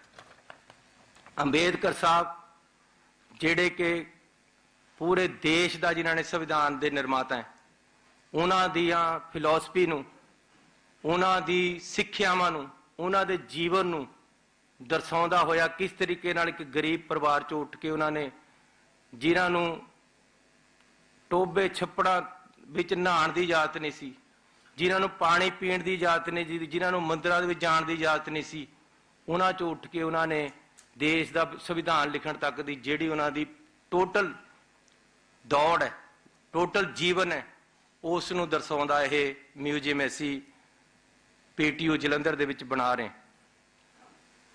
ਮੈਂ ਤੁਹਾਨੂੰ ਬੇਨਤੀ ਕਰਨਾ ਚਾਹੁੰਦਾ ਹਾਂ ਕਿ ਕਿਸੇ ਨੇ ਆਮ ਲੋਕਾਂ ਦੇ, ਗਰੀਬ ਲੋਕਾਂ ਦੇ, ਮਿਡਲ ਕਲਾਸ ਲੋਕਾਂ ਦੇ ਘਰ 'ਚ ਪੈਸੇ ਨਹੀਂ ਘੇਰ ਕੇ ਜਾਣੇ। ਜੇ ਅੱਛੀ ਪੜ੍ਹਾਈ ਹੋਏਗੀ ਤਾਂ ਸਾਡਾ ਸੂਬਾ ਤਰੱਕੀ ਕਰੇਗਾ, ਤਾਂ ਪਰਿਵਾਰ ਤਰੱਕੀ ਕਰਨਗੇ। ਲੇਕਿਨ ਸਾਡਾ ਸੂਬਾ ਦਾ ਇਸ ਵੱਲ ਨੂੰ ਤੁਰੇ ਨਹੀਂ ਸੀ ਰਿਹਾ। ਪੰਜਾਬੀ ਯੂਨੀਵਰਸਿਟੀ ਗਿਆ ਹੈ ਤਾਂ 150 ਕਰੋੜ ਰੁਪਏ ਦਾ ਉਹਨਾਂ ਤੇ ਕਰਜ਼ਾ ਹੈ, 20 ਕਰੋੜ ਰੁਪਇਆ ਮਹੀਨੇ ਦਾ ਖਰਚਾ ਹੈ, 9 ਕਰੋੜ ਰੁਪਇਆ, 9.5 ਕਰੋੜ ਉਹਨਾਂ ਨੂੰ ਜਾਂਦਾ ਹੈ। 150 ਕਰੋੜ ਰੁਪਏ ਦਾ ਕਰਜ਼ਾ ਉਹਨਾਂ ਦਾ ਪੰਜਾਬ ਸਰਕਾਰ ਨੇ ਚੱਕ ਲਿਆ, ਉਹਨਾਂ ਨੂੰ ਸੁਰਖਰੂ ਕਰਤਾ ਕਰਜ਼ੇ ਤੋਂ। ਪਹਿਲਾਂ ਉਹਨਾਂ ਨੂੰ ਜਾ ਰਿਹਾ ਸੀ 114 ਕਰੋੜ ਰੁਪਏ ਸਾਲ ਦਾ, ਅਸੀਂ 240 ਕਰੋੜ ਰੁਪਏ ਹੁਣ ਉਹਨਾਂ ਨੂੰ ਦੇ ਕਰਨਾ। ਉਹਦੀ ਨੋਟੀਫਿਕੇਸ਼ਨ ਤੁਹਾਡੇ ਲੱਗੀ ਵੀ ਆ, ਆਰਡਰ ਮੇਰੇ ਲੱਗੇ ਹੋਏ ਆ। ਉਹਨਾਂ ਦਾ 150 ਕਰੋੜ ਦਾ ਕਰਜ਼ਾ ਹੀ ਮਾਫ ਕਰਤਾ। ਅੱਛੀ ਐਜੂਕੇਸ਼ਨ ਨੌਜਵਾਨਾਂ ਨੂੰ ਮਿਲੇ, ਇਹ ਸਾਡਾ ਟੀਚਾ ਹੈ, ਇਹ ਸਾਡਾ ਥੀਮ ਹੈ। ਕਿਉਂਕਿ ਪੜ੍ਹਾਈ ਤੇ ਬਿਨਾ ਕੁਛ ਨਹੀਂ, ਵਿਦਿਆ ਵਿਚਾਰੀਤਾ ਪਰ ਉਪਕਾਰੀ, ਗੁਰੂ ਨਾਨਕ ਸਾਹਿਬ ਦਾ ਫਲਸਫਾ ਹੈ। ਅਸੀਂ ਗੁਰੂਆਂ ਦੇ ਨਾਲ ਚੱਲਣਾ ਹੈ, ਗੁਰੂਆਂ ਦੀਆਂ ਸਿੱਖਿਆਵਾਂ ਤੇ ਚੱਲਣਾ ਹੈ। ਇਸ ਕਰਕੇ ਪੜ੍ਹਾਈ ਜ਼ਰੂਰੀ ਹੈ ਸੂਬੇ ਦੇ ਵਿੱਚ। ਉਹਦੇ ਵਾਸਤੇ ਐਜੂਕੇਸ਼ਨ ਇੰਸਟੀਟਿਊਸ਼ਨਾਂ ਨੂੰ ਤਕੜਾ ਕਰਨਾ ਜ਼ਰੂਰੀ ਹੈ। ਉਹਦੇ ਵਾਸਤੇ ਅਸੀਂ ਪੰਜਾਬੀ ਯੂਨੀਵਰਸਿਟੀ ਨੂੰ ਦੁਬਾਰੇ ਤੋਂ ਉਠਾਇਆ। ਰਾਮਾਇਣ, ਭਗਵਤ ਗੀਤਾ, ਮਹਾਭਾਰਤ ਇਹਨਾਂ ਦਾ ਅਧਿਐਨ ਸੈਂਟਰ ਪੰਜਾਬ 'ਚ ਬਣਾ ਰਹੇ ਹਾਂ। ਚਿੱਠੀ ਜਾਰੀ ਹੋ ਗਈ ਹੈ, ਜਗ੍ਹਾ ਦੀ ਤਲਾਸ਼ ਹੈ। ਇੱਕ ਬਹੁਤ ਵਧੀਆ ਅਧਿਐਨ ਸੈਂਟਰ ਬਣੇਗਾ ਜਿਹਦੇ ਵਿੱਚ ਸੰਸਕ੍ਰਿਤ ਵੀ ਪੜ੍ਹਾਈ ਜਾਏਗੀ। ਸਰਕਾਰੀ ਸਕੂਲਾਂ ਦੇ ਵਿੱਚ ਜੇ ਕੋਈ ਆਪਸ਼ਨਲ ਸਬਜੈਕਟ ਸੰਸਕ੍ਰਿਤ ਲੈਣਾ ਚਾਹੁੰਦਾ ਹੈ ਤਾਂ ਉਹ ਲੈ ਸਕਦਾ ਹੈ, ਇਹਦੀ ਵਿਵਸਥਾ ਕੀਤੀ ਜਾਏਗੀ। ਅਗਲਾ ਫੈਸਲਾ ਸਾਡਾ 36 ਨੰਬਰ, ਰੇਤਾ ਬਜਰੀ ਦੇ ਰੇਟ। ਦਰਿਆ ਤੇ ਪਹਿਲਾਂ ਦਰਿਆ ਤੇ 22 ਰੁਪਏ ਤੱਕ ਰੇਤਾ ਵਿਕਦਾ ਸੀ। 9 ਰੁਪਏ ਦਾ ਸਰਕਾਰੀ ਰੇਟ ਸੀ। ਪਹਿਲਾਂ ਮੈਂ 9 ਰੁਪਏ ਕਰਕੇ ਦੇਖਿਆ ਤੇ ਹੁਣ 5.5 ਰੁਪਏ ਦਾ ਕਾਨੂੰਨ ਬਣਾਇਆ ਹੈ। ਕਿਸੇ ਦਰਿਆ ਪਰ ਰੇਤਾ 5.5 ਤੋਂ 6 ਰੁਪਏ ਵੀ ਵਿਕਦਾ ਹੋਵੇ ਤਾਂ ਮੇਰੇ ਪਾਸ ਆਓ, ਨਾਲ ਮੈਂ ਵੀ ਸਜ਼ਾ ਭੁਗਤਾਂਗਾ, ਨਾਲ ਉਹਨੂੰ ਵੀ ਦਵਾਂਗਾ ਜਿਹੜਾ ਕਰਦਾ ਹੈ। ਸਾਡੇ ਜਿੱਥੇ ਖੱਡ ਹੈ ਉੱਥੇ ਰੇਤਾ ਇਸੇ ਰੇਟ ਵਿਕੇਗਾ। ਅਜੇ ਕੁਝ ਟਰਾਂਸਪੋਰਟਰ ਖਰਾਬ ਕਰ ਰਹੇ ਸੀ। DC SSP ਦੀ ਡਿਊਟੀ ਲਾ ਕੇ ਅਸੀਂ ਟਰਾਂਸਪੋਰਟ ਦੇ ਰੇਟ ਵੀ ਤੈਅ ਕਰ ਰਹੇ ਹਾਂ ਤਾਂ ਕਿ ਐਂਡ ਯੂਜ਼ਰ ਨੂੰ ਇਹਦਾ ਫਾਇਦਾ ਹੋਵੇ। ਮੀਟਿੰਗਾਂ ਕਰ ਲੀਆਂ ਅਸੀਂ ਯਾਰ, ਕਰ ਦਿੱਤੇ ਹੈ, ਐਂਡ ਯੂਜ਼ਰ ਨੂੰ ਵੀ ਇਹਦਾ ਫਾਇਦਾ ਹੋਏਗਾ, ਇਹ ਮੈਂ ਇਨਸ਼ੋਰ ਕਰਾਂਗਾ। ਤੇ ਮੈਂ ਤਾਂ ਫ੍ਰੀ ਕਰਨਾ ਚਾਹੁੰਦਾ ਸੀ ਅਸਲ ਦੇ ਵਿੱਚ, ਲੇਕਿਨ ਪਿਛਲੀ ਸਰਕਾਰਾਂ ਨੇ 1 ਸਾਲ ਅੱਗੇ ਤੱਕ ਦੇ ਠੇਕੇ ਦਿੱਤੇ ਹੋਏ ਹੈ।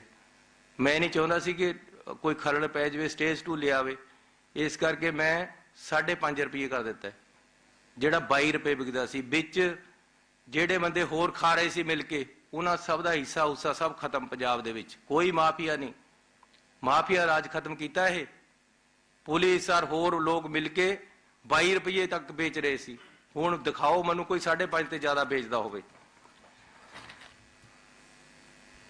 ਕਿਸਾਨ ਨੇ ਆਪਣੀ ਜ਼ਮੀਨ ਚੋਂ ਮਿੱਟੀ ਚੱਕਣੀ ਹੋਵੇ ਤਾਂ ਜਦੇ ਜੀਪ ਲੈ ਕੇ ਖੜ ਜਾਂਦੇ ਸੀ, ਇੰਨੇ ਪੈਸੇ ਸਾਡੇ ਜੀ।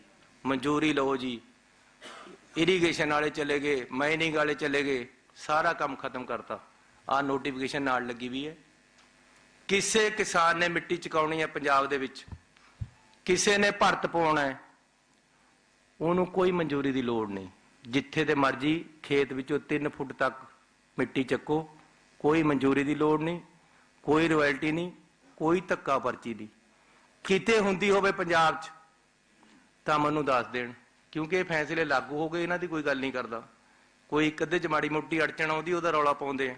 ਚੰਗਾ ਹੈ, ਮੈਨੂੰ ਕ੍ਰਿਟਿਸਿਜ਼ਮ ਚੰਗਾ ਲੱਗਦਾ ਹੈ, ਚਾਹੇ ਕੋਈ ਦਿੱਲੀ ਤੇ ਆ ਕੇ ਕਰੇ, ਚਾਹੇ ਕੋਈ ਬਾਹਰ ਤੇ ਕਰੇ, ਕਿਉਂਕਿ ਮੈਨੂੰ ਉਹਦੇ 'ਚੋਂ ਪਤਾ ਲੱਗਦਾ ਜੇ ਮੇਰੇ 'ਚ ਕੁਝ ਕਮੀ ਹੈ ਤਾਂ ਅਸੀਂ ਉਹ ਠੀਕ ਕਰਦੇ ਹਾਂ। ਇਸ ਕਰਕੇ ਕਿਤੇ ਦੱਸ ਦੇਣ ਪੰਜਾਬ ਦੇ ਵਿੱਚ ਕਿ ਭੱਠੇ ਵਾਲੇ ਨੂੰ ਕੋਈ ਤੰਗ ਕਰ ਰਿਹਾ ਹੋਵੇ। ਪਹਿਲਾਂ ਇੱਟਾਂ ਮਹਿੰਗੀਆਂ ਹੋਈ ਜਾਂਦੀਆਂ ਸੀ ਕਿਉਂਕਿ ਭੱਠੇ ਵਾਲੇ ਤੋਂ ਰਾਇਲਟੀ, ਭੱਠੇ ਵਾਲੇ ਨੂੰ ਮਿੱਟੀ ਨਹੀਂ ਚੱਕਣ ਦਿੰਦੇ ਸੀ। ਹੁਣ ਤੁਸੀਂ ਕਿਸੇ ਖੇਤ 'ਚੋਂ ਮਿੱਟੀ ਚੱਕ ਹੁੰਦੀ ਹੈ, ਕੋਈ ਬੰਦਾ ਉੱਥੇ ਜੀਪ ਲੈ ਕੇ ਚਲੇ ਜਾਵੇ ਤਾਂ ਮੈਂ ਜ਼ਿੰਮੇਵਾਰ ਹਾਂ ਜਾਂ ਮੇਰਾ SSP ਉੱਥੇ ਦਾ। ਬਿਲਕੁਲ ਸਾਫ ਸੁਥਰਾ ਪ੍ਰਸ਼ਾਸਨ ਪੰਜਾਬ ਦੇ ਵਿੱਚ ਚੱਲੇਗਾ। ਕੋਈ ਗਰੀਬ, ਕੋਈ ਨੌਜਵਾਨ, ਕੋਈ ਕਿਸਾਨ ਦਾ ਮੁੰਡਾ ਟਰਾਲੀ ਲੈ ਕੇ ਕਿਤੇ ਮਿੱਟੀ ਢੋਂਦਾ ਹੈ, ਕੋਈ ਰੋਕ ਦੇਵੇ ਤਾਂ ਮੈਨੂੰ ਫੜ ਲਓ ਆ ਕੇ। ਅਗਲਾ ਫੈਸਲਾ, ਗੁਲਾਬੀ ਸੁੰਡੀ 12,000 ਰੁਪਏ ਦਾ ਸਰਕਾਰ ਵੱਲੋਂ ਮੁਆਵਜ਼ਾ ਹੁੰਦਾ ਹੈ। ਅਸੀਂ ਜਿਨ੍ਹਾਂ ਦੀ ਸਰਵੇ ਵਿੱਚ ਨਾਮ ਆਇਆ, ਗਰਦੌਰੀ ਦੇ ਵਿੱਚ ਨਾਮ ਆਇਆ, ਸਭ ਨੂੰ 12,000 ਭੇਜਤਾ ਹੈ। ਲੇਕਿਨ ਮੈਨੂੰ ਕਿਸਾਨ ਯੂਨੀਅਨ ਆ ਕੇ ਮਿਲੀਆਂ, ਉਗਰਾਹਾਂ ਸਾਹਿਬ ਆ ਕੇ ਮਿਲੇ, ਅਸੀਂ ਫੈਸਲਾ 17,000 ਰੁਪਏ ਦਾ ਕਰਤਾ ਕਿ ਉਹਨਾਂ ਨੂੰ 17,000 ਦੇਵਾਂਗੇ ਤੇ ਬਾਕੀ ਦਾ ਜਿਹੜਾ ਬਕਾਇਆ ਹੈ ਉਹਦਾ ਸਾਡੀ ਪਰਸੋਂ ਚੌਥੇ ਨੂੰ ਜਿਹੜੀ ਮੀਟਿੰਗ ਹੋਈ ਵੀ ਕੈਬਨਿਟ ਦੀ, ਉਹਦੇ ਵਿੱਚ ਪਾਸ ਕਰਕੇ ਉਹ ਵੀ ਭੇਜ ਦੇਵਾਂਗੇ। ਇਸ ਦੇ ਨਾਲ ਖੇਤ ਮਜ਼ਦੂਰ ਹੈ ਜਿਹੜਾ, ਉਹਨੂੰ ਕੋਈ ਪੈਸਾ ਨਹੀਂ ਮਿਲਦਾ ਸੀ। ਅਸੀਂ 10% ਪੈਸਾ, ਇਸ ਤੋਂ ਇਲਾਵਾ 17,000 ਦੇਣਾ ਹੈ ਤਾਂ 17,000 ਦਾ 10% 1,700 ਰੁਪਇਆ ਚੋਗੇ ਨੂੰ ਵੀ ਭੇਜਣਾ ਹੈ। ਉਹ ਆ ਕਾਨੂੰਨ ਪਾਸ ਕੀਤਾ ਹੈ, ਭੇਜ ਦਿੱਤੇ ਹੈ ਪੈਸੇ, DC ਦੇ ਦਫ਼ਤਰ ਚਲੇ ਗਏ ਹੈ। ਇਹ ਕਾਨੂੰਨ ਵੀ ਪਾਸ ਕਰਤਾ, ਉਹਦੀ ਨੋਟੀਫਿਕੇਸ਼ਨ ਦਿਖਾ ਰਿਹਾ ਤਾਂ ਕਿ ਕੋਈ ਰੌਲਾ ਨਾ ਪਾਵੇ ਕਿ ਇਹ ਤਾਂ ਹੁੰਦਾ ਨਹੀਂ ਜੀ। 17,000 ਦਾ 39 ਨੰਬਰ ਫੈਸਲਾ ਮੈਂ ਤੁਹਾਨੂੰ ਦੱਸਤਾ। ਗੰਨਾ ਕਾਸ਼ਤਕਾਰ, ਸਰਕਾਰ ਨੇ 50 ਰੁਪਇਆ ਰੇਟ ਵਧਾਇਆ ਸੀ। ਮਿੱਲ ਵਾਲੇ ਕਹਿੰਦੇ ਜੀ ਅਸੀਂ ਇੰਨਾ ਪੈਸਾ ਨਹੀਂ ਦੇ ਸਕਦੇ। ਕਿਸਾਨ ਯੂਨੀਅਨ ਆਈਆਂ ਮੇਰੇ ਪਾਸ ਜੀ, ਗੰਨੇ ਦੇ ਮਿੱਲ ਚਾਲੂ ਕਰੋ, ਹੋ ਨਹੀਂ ਰਹੇ। ਅਸੀਂ 50 ਰੁਪਏ ਚੋਂ 35 ਰੁਪਏ ਸਰਕਾਰ ਨੇ ਚੱਕ ਲਿਆ ਕਿ 35 ਰੁਪਏ ਸਰਕਾਰ ਦੇਗੀ। ਆਹ ਨਾਲ ਨੋਟਿਸ ਲੱਗਿਆ ਵਾ, ਗੰਨਾ ਮਿਲ ਚਾਲੂ ਹੋ ਰਹੇ, ਕਿਤੇ ਕੋਈ ਦਿੱਕਤ ਨਹੀਂ। ਮੈਂ ਉਹ ਨਹੀਂ ਕਰਿਆ ਕਿ ਪਹਿਲਾਂ ਹੜਤਾਲਾਂ ਦੇਖਾਂ ਵੀ ਹੁੰਦੀਆਂ ਕਿ ਨਹੀਂ। ਕਿਸਾਨ ਆਏ, ਉਹਨਾਂ ਦਾ ਨਾਲ ਦੀ ਨਾਲ ਪਾਸ। ਇਹ ਜਿਹੜੇ ਖੇਤੀ ਦੇ ਕਾਨੂੰਨ ਹੁਣ ਰੱਦ ਹੋ ਰਹੇ ਆ, ਇਹਨਾਂ ਦੀ ਮਾਂ ਕੌਣ ਹੈ?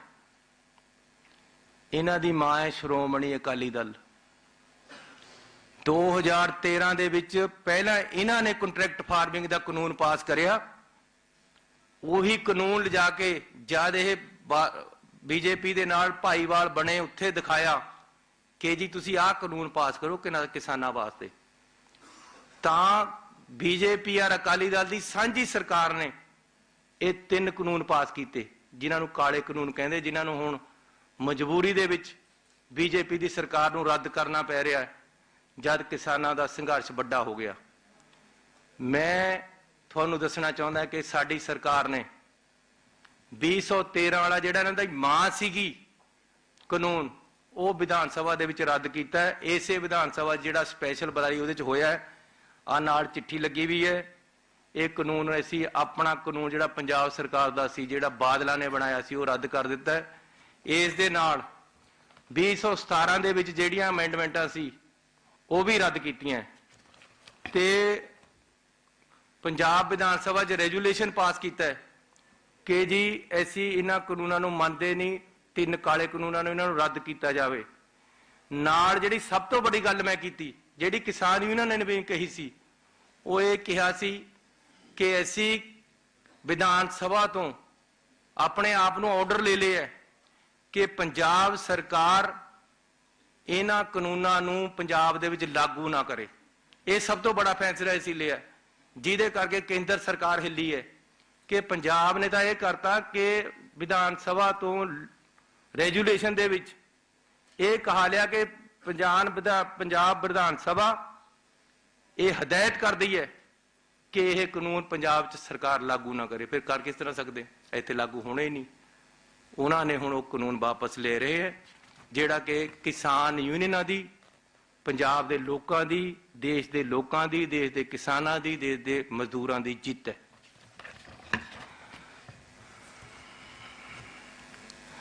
ਪਹਿਲਾਂ ਜਿਹੜਾ ਸਰਬੱਤ ਸਿਹਤ ਸੀਮਾ ਸਕੀਮ ਹੈ ਉਹ ਸਾਰਿਆਂ ਤੇ ਲਾਗੂ ਨਹੀਂ ਸੀ। ਅਸੀਂ ਇਹ ਫੈਸਲਾ ਲਿਆ ਕਿ ਪੰਜਾਬ ਦੇ ਵਿੱਚ ਸਾਰਿਆਂ ਤੇ ਇਹਦਾ ਨਾਮ ਰੱਖਿਆ ਮੁੱਖ ਮੰਤਰੀ ਸਰਬੱਤ ਸਿਹਤ ਬੀਮਾ ਯੋਜਨਾ।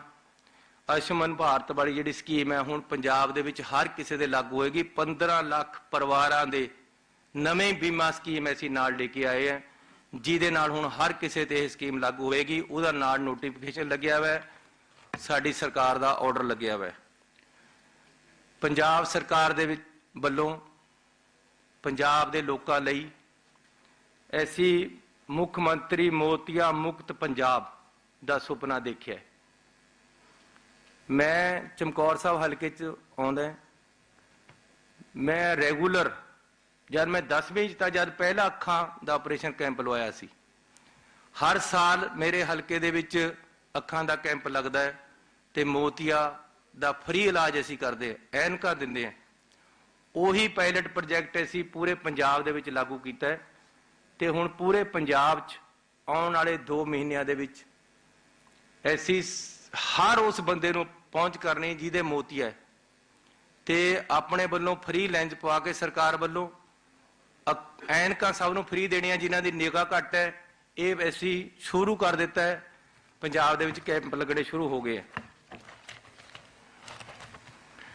ਕਰਮਚਾਰੀਆਂ ਅਤੇ ਪੈਨਸ਼ਨਰਾਂ ਲਈ ਬਹੁਤ ਵੱਡਾ ਐਲਾਨ ਅਸੀਂ ਪੰਜਾਬ 'ਚ ਕੀਤਾ ਤੇ ਲਾਗੂ ਕੀਤਾ ਹੈ।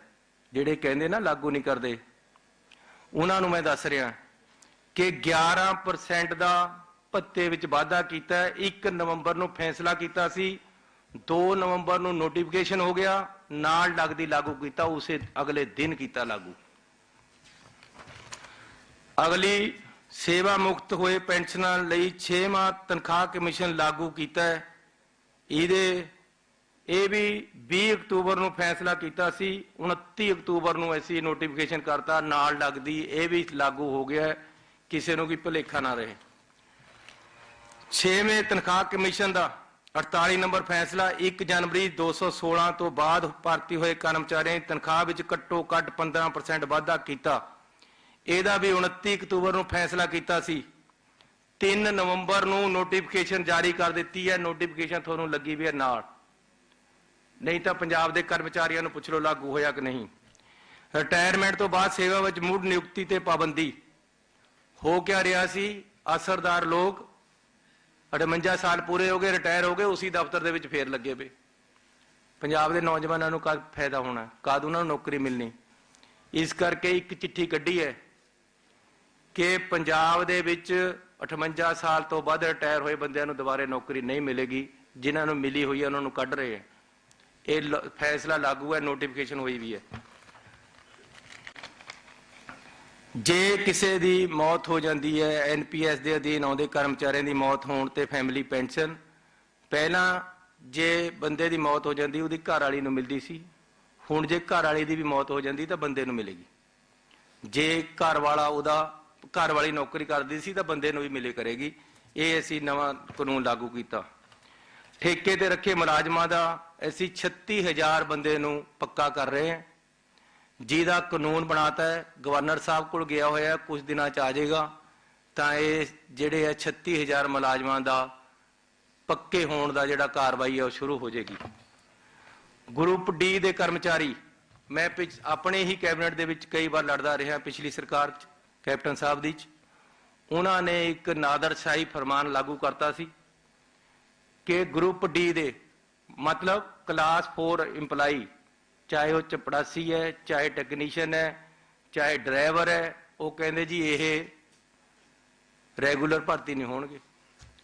मैं क्या भी ऐ दसो, ये तो गरीब आदमी ने लगना होंगे, ये कहते नहीं लागू होणगे। आखिर मेरी चली नहीं, उन्होंने कानून पास करता सी, वो कानून रद्द करके ऐसी उन कानून ये बनाया कि ग्रुप डी दर्जा चार कर्मचारी भी जद भी भर्ती होणगे तो रैगूलर ही होणगे।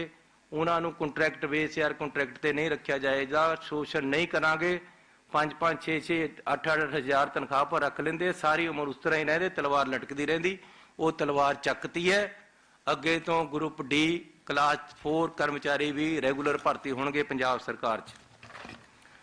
पंजाब विच एक इंस्टीट्यूशनल टैक्स लग्या होया सी 2011-12 तो, विधान सभा दे विच पास करके इनू रद्द कर दिता है। किसी नूं ये देण दी लोड़ नहीं है, जिन्हां पर हैगा सी। इहदा तुहाडा बिल दा नंबर नाल लग्या हुआ है, कानून जिहड़ा पास होया वो नाल लग्या होया। CLU साडा जिहड़ा पुड्डा है, उत्ते चिट्ठी चले जावे, गंगा गईयां हड्डियां हो जांदियां, वापस मुड़दियां ही नहीं। CLU ऐसी कर दिता है, जिहड़ी इंडस्ट्री है, जे वो इंडस्ट्रीयल जोन दे विच बनाउंदे हो तां CLU दी लोड़ ही नहीं है, काम ही खत्म करता। और उसकी प्रक्रिया भी है जिहड़ी सरल करती है। मीडियम सप्लाई उद्योगों की स्थिर चार्ज फिक्स चार्जेज है जिहड़े, ये बड़ी तगड़ी डिमांड सी मीडियम इंडस्ट्री दी, उन्हां पर फिक्स चार्जेज बहुत पैंदे सी बिजली दे। ऐसी उन्होंने 50% कर दिता है, नाल नोटिफिकेशन लग गया है। ਇਹਦੇ ਨਾਲ 100 ਕਰੋੜ रुपए का लाभ 35,000 मीडियम इंडस्ट्री ਨੂੰ ਹੋਣਾ ਹੈ। PSIDC, PFC, PAIC ਦੇ ਡਿਫਾਲਟਰਾਂ ਲਈ ਇੱਕ ਮੁਕਤ ਸਮਝੌਤਾ ਤੇ ਵਿਆਜ ਵਿੱਚ ਛੋਟ, ਇਹ ਸਕੀਮ ਅਸੀਂ ਲੈ ਕੇ ਆਏ ਹੈ। ਇਹਦਾ ਵੀ ਨੋਟੀਫਿਕੇਸ਼ਨ ਨਾਲ ਲੱਗਿਆ ਹੋਇਆ ਹੈ। MSME ਦੇ ਵਿਸਥਾਰ ਮਾਮਲਿਆਂ ਲਈ ਮਨਜ਼ੂਰੀ, ਇਹਦਾ ਵੀ ਅਸੀਂ ਵਿਧਾਨ ਸਭਾ ਦੇ ਵਿੱਚ ਪਾਸ ਕਰਕੇ 11 ਨਵੰਬਰ ਨੂੰ ਪਾਸ ਕੀਤਾ है। ਇਹਦਾ ਵੀ ਨਾਲ ਸਾਰੀ डिटेल लगी हुई है। अगला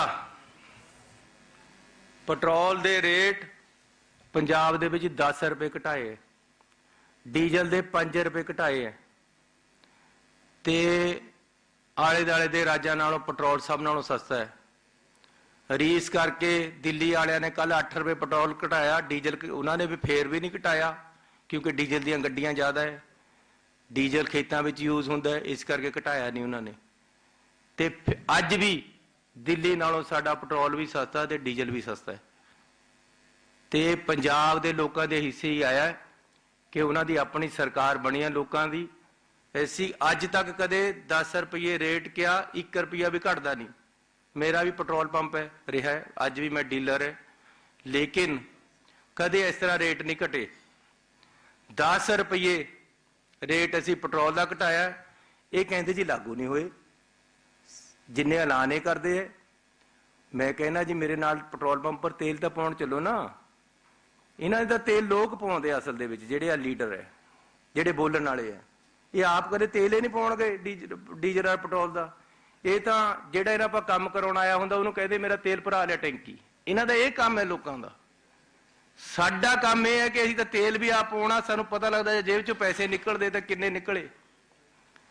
ऐसी 10 रुपए रेट पेट्रोल का सस्ता किया, उसे दिन रात नूं हो गया। 7 नवंबर नूं फैसला किया सी, 7 नवंबर नूं ही गजट नोटिफिकेशन हुई है, उसे दिन 12 बजे रात नूं साडा फैसला लागू हो गया है। हुण तुसीं एक ड्रम तेल का लेके आओ, डीजल का, किसान नूं लोड़ पैंदी है, 1000 रुपये नाल बचदा है, 200 लीटर पवा के लिआउंदा किसान। तुसीं मेरा भाई गया वो तेल पाउण, कहंदा भाई जी 600 रुपये बच गए, 60 लीटर तेल पवाया पेट्रोल, डीजल 30 लीटर पवाओ, थोनू 5 रुपए के हिसाब नाल दी नाल बचदे पैसे मौके पर। अरे कहंदे जी फैसले लागू नहीं हुए तो ऐलान जीत है। वो यारो असीं तां विश्वास जितदे लोकां दा, तुसीं झूठ ना बोलो, झूठ चलना नहीं पंजाब दे विच। मैं इस तरह बैठे करना है ते ऐ दे करने सारे हिसाबां दे जवाब तुहाडे, हर चीज का हिसाब दूंगा, हर चीज का जवाब दूंगा, हर गल का जवाब दूंगा। ऐसी कोई लुट्टण वास्ते सरकार बनाई है, ऐसी पंजाब दी लोकां दी सेवा वास्ते सरकार बनाई है।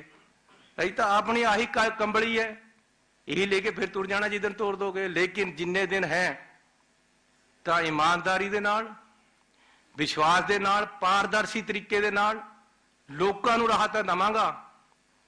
लेकिन लोगों का विश्वास नहीं तोड़ांगा, जो कहांगा वो करांगा।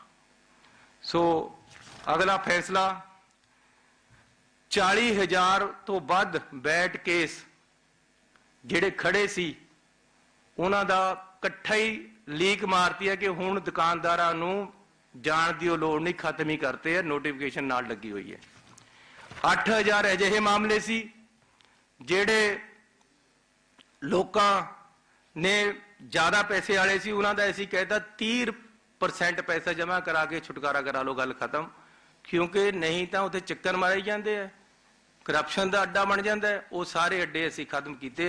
सो अज मैं थोनू सिर्फ 60 फैसले दिते, तुसी भी सुनते थक गए होने, पर मैं अजे होर थोड़ी फिर किसी दिन दोबारे थोनू रिक्वेस्ट करूंगा और सारे फैसले देने वास्ते। पंजाब दे विच लोकां दा राज रहेगा। दिल्ली तो आके मैं कहना भी चिट्टे अंग्रेज बड़े औखे कड्डे सी, हुण काले अंग्रेज आउण लग गए पंजाब दे विच, इधरों उधरों। पंजाब दे लोग ही राज करनगे ते लोकां दा राज रहेगा, झूठ दा राज नहीं चलेगा। इत्थे सच्चाई दी जित होएगी, क्योंकि सच्चाई ही आखिर नूं नितरदी है। सो अज मैं तुहानूं सच्चाई दित्ती है कि असी ऐलान नहीं करते, असी फैसले लेंदे आ, उन्होंने लागू करते हैं, वो लागू होए है। पंजाब के लोगों को राहतां मिलियां। पंजाब दे विच अज एक चहल पहल आई है। पंजाब के लोगों को लगन लग्या कि असी मुख्यमंत्री भी मिल लेंदे। मेरे तो एक MLA ने जहाज नूं ऐ हथ लाया, कहता यार पहली बार लगाया जहाज पंजाब के लोगों का। मोहम्मद सदीक जी नूं मैं कहा, वो MP है, मैं कहा अज आप इकट्ठे चलते हैं जहाज में वापस, एक प्रोग्राम च इकट्ठे सी। वो कहना है कदे सोचे नहीं सी भी मैं हेलीकॉप्टर से बैठूंगा। मैं क्या करिया, मैं अपने उत्थे गया पिंड, नियाणिਆਂ ਨੂੰ ਕਿਹਾ ਚੜੋ ਤੁਹਾਡਾ ਜਹਾਜ਼ ਹੈ, ਚਲੋ ਕਰੋ ਸੈਰ। ਨਿਆਣਿਆਂ ਦੇ ਝਾਂਟੀ ਦੇ ਰਹੇ ਨਿਆਣਿਆਂ ਨੂੰ, ਹੁਣ ਇਹਨਾਂ ਨੂੰ ਐ ਨਹੀਂ ਪਤਾ ਝਾਂਟੀ ਕੀ ਹੁੰਦੀ, ਕਈਆਂ ਨੂੰ ਤਾਂ ਸ਼ਬਦ ਹੀ ਨਹੀਂ ਪਤਾ। ਜਿਹੜੇ ਦਿੱਲੀ ਤੇ ਆਉਂਦੇ ਆ ਉਹਨੂੰ ਐ ਪੁੱਛ ਲਓ ਵੀ ਝਾਂਟੀ ਕੀ ਹੁੰਦੀ ਹੈ, ਲੈ ਜੇ ਦੱਸ ਦੇਵੇ ਪੰਜਾਬ 'ਚ ਕੀ ਹੁੰਦਾ। ਇਹ ਲੋਕਾਂ ਨੂੰ ਕਿਆ ਪਤਾ ਕਿਆ ਹਾਰਾ ਹੁੰਦਾ, ਕਿਆ ਗੁਹਾਰਾ ਹੁੰਦਾ, ਕਿਆ ਸੰਨੀ ਹੁੰਦੀ ਹੈ, ਕਿਆ ਕਿਸ ਤਰ੍ਹਾਂ ਮੈਚ ਚਾਹੁੰਦੇ, ਕਿਸ ਤਰ੍ਹਾਂ। ਕਹਿੰਦਾ ਜੀ ਮੈਨੂੰ ਮੈਚ ਤਾਂ ਨਹੀਂ ਚਾਉਣੀ ਆਉਂਦੀ, ਪਰ ਮੈਂ ਕੰਮ ਕਰ ਲੈਂਦਾ। ਯਾਰ ਤੂੰ ਕਿਆ ਕੰਮ ਕਰ ਲੈਂਦਾ?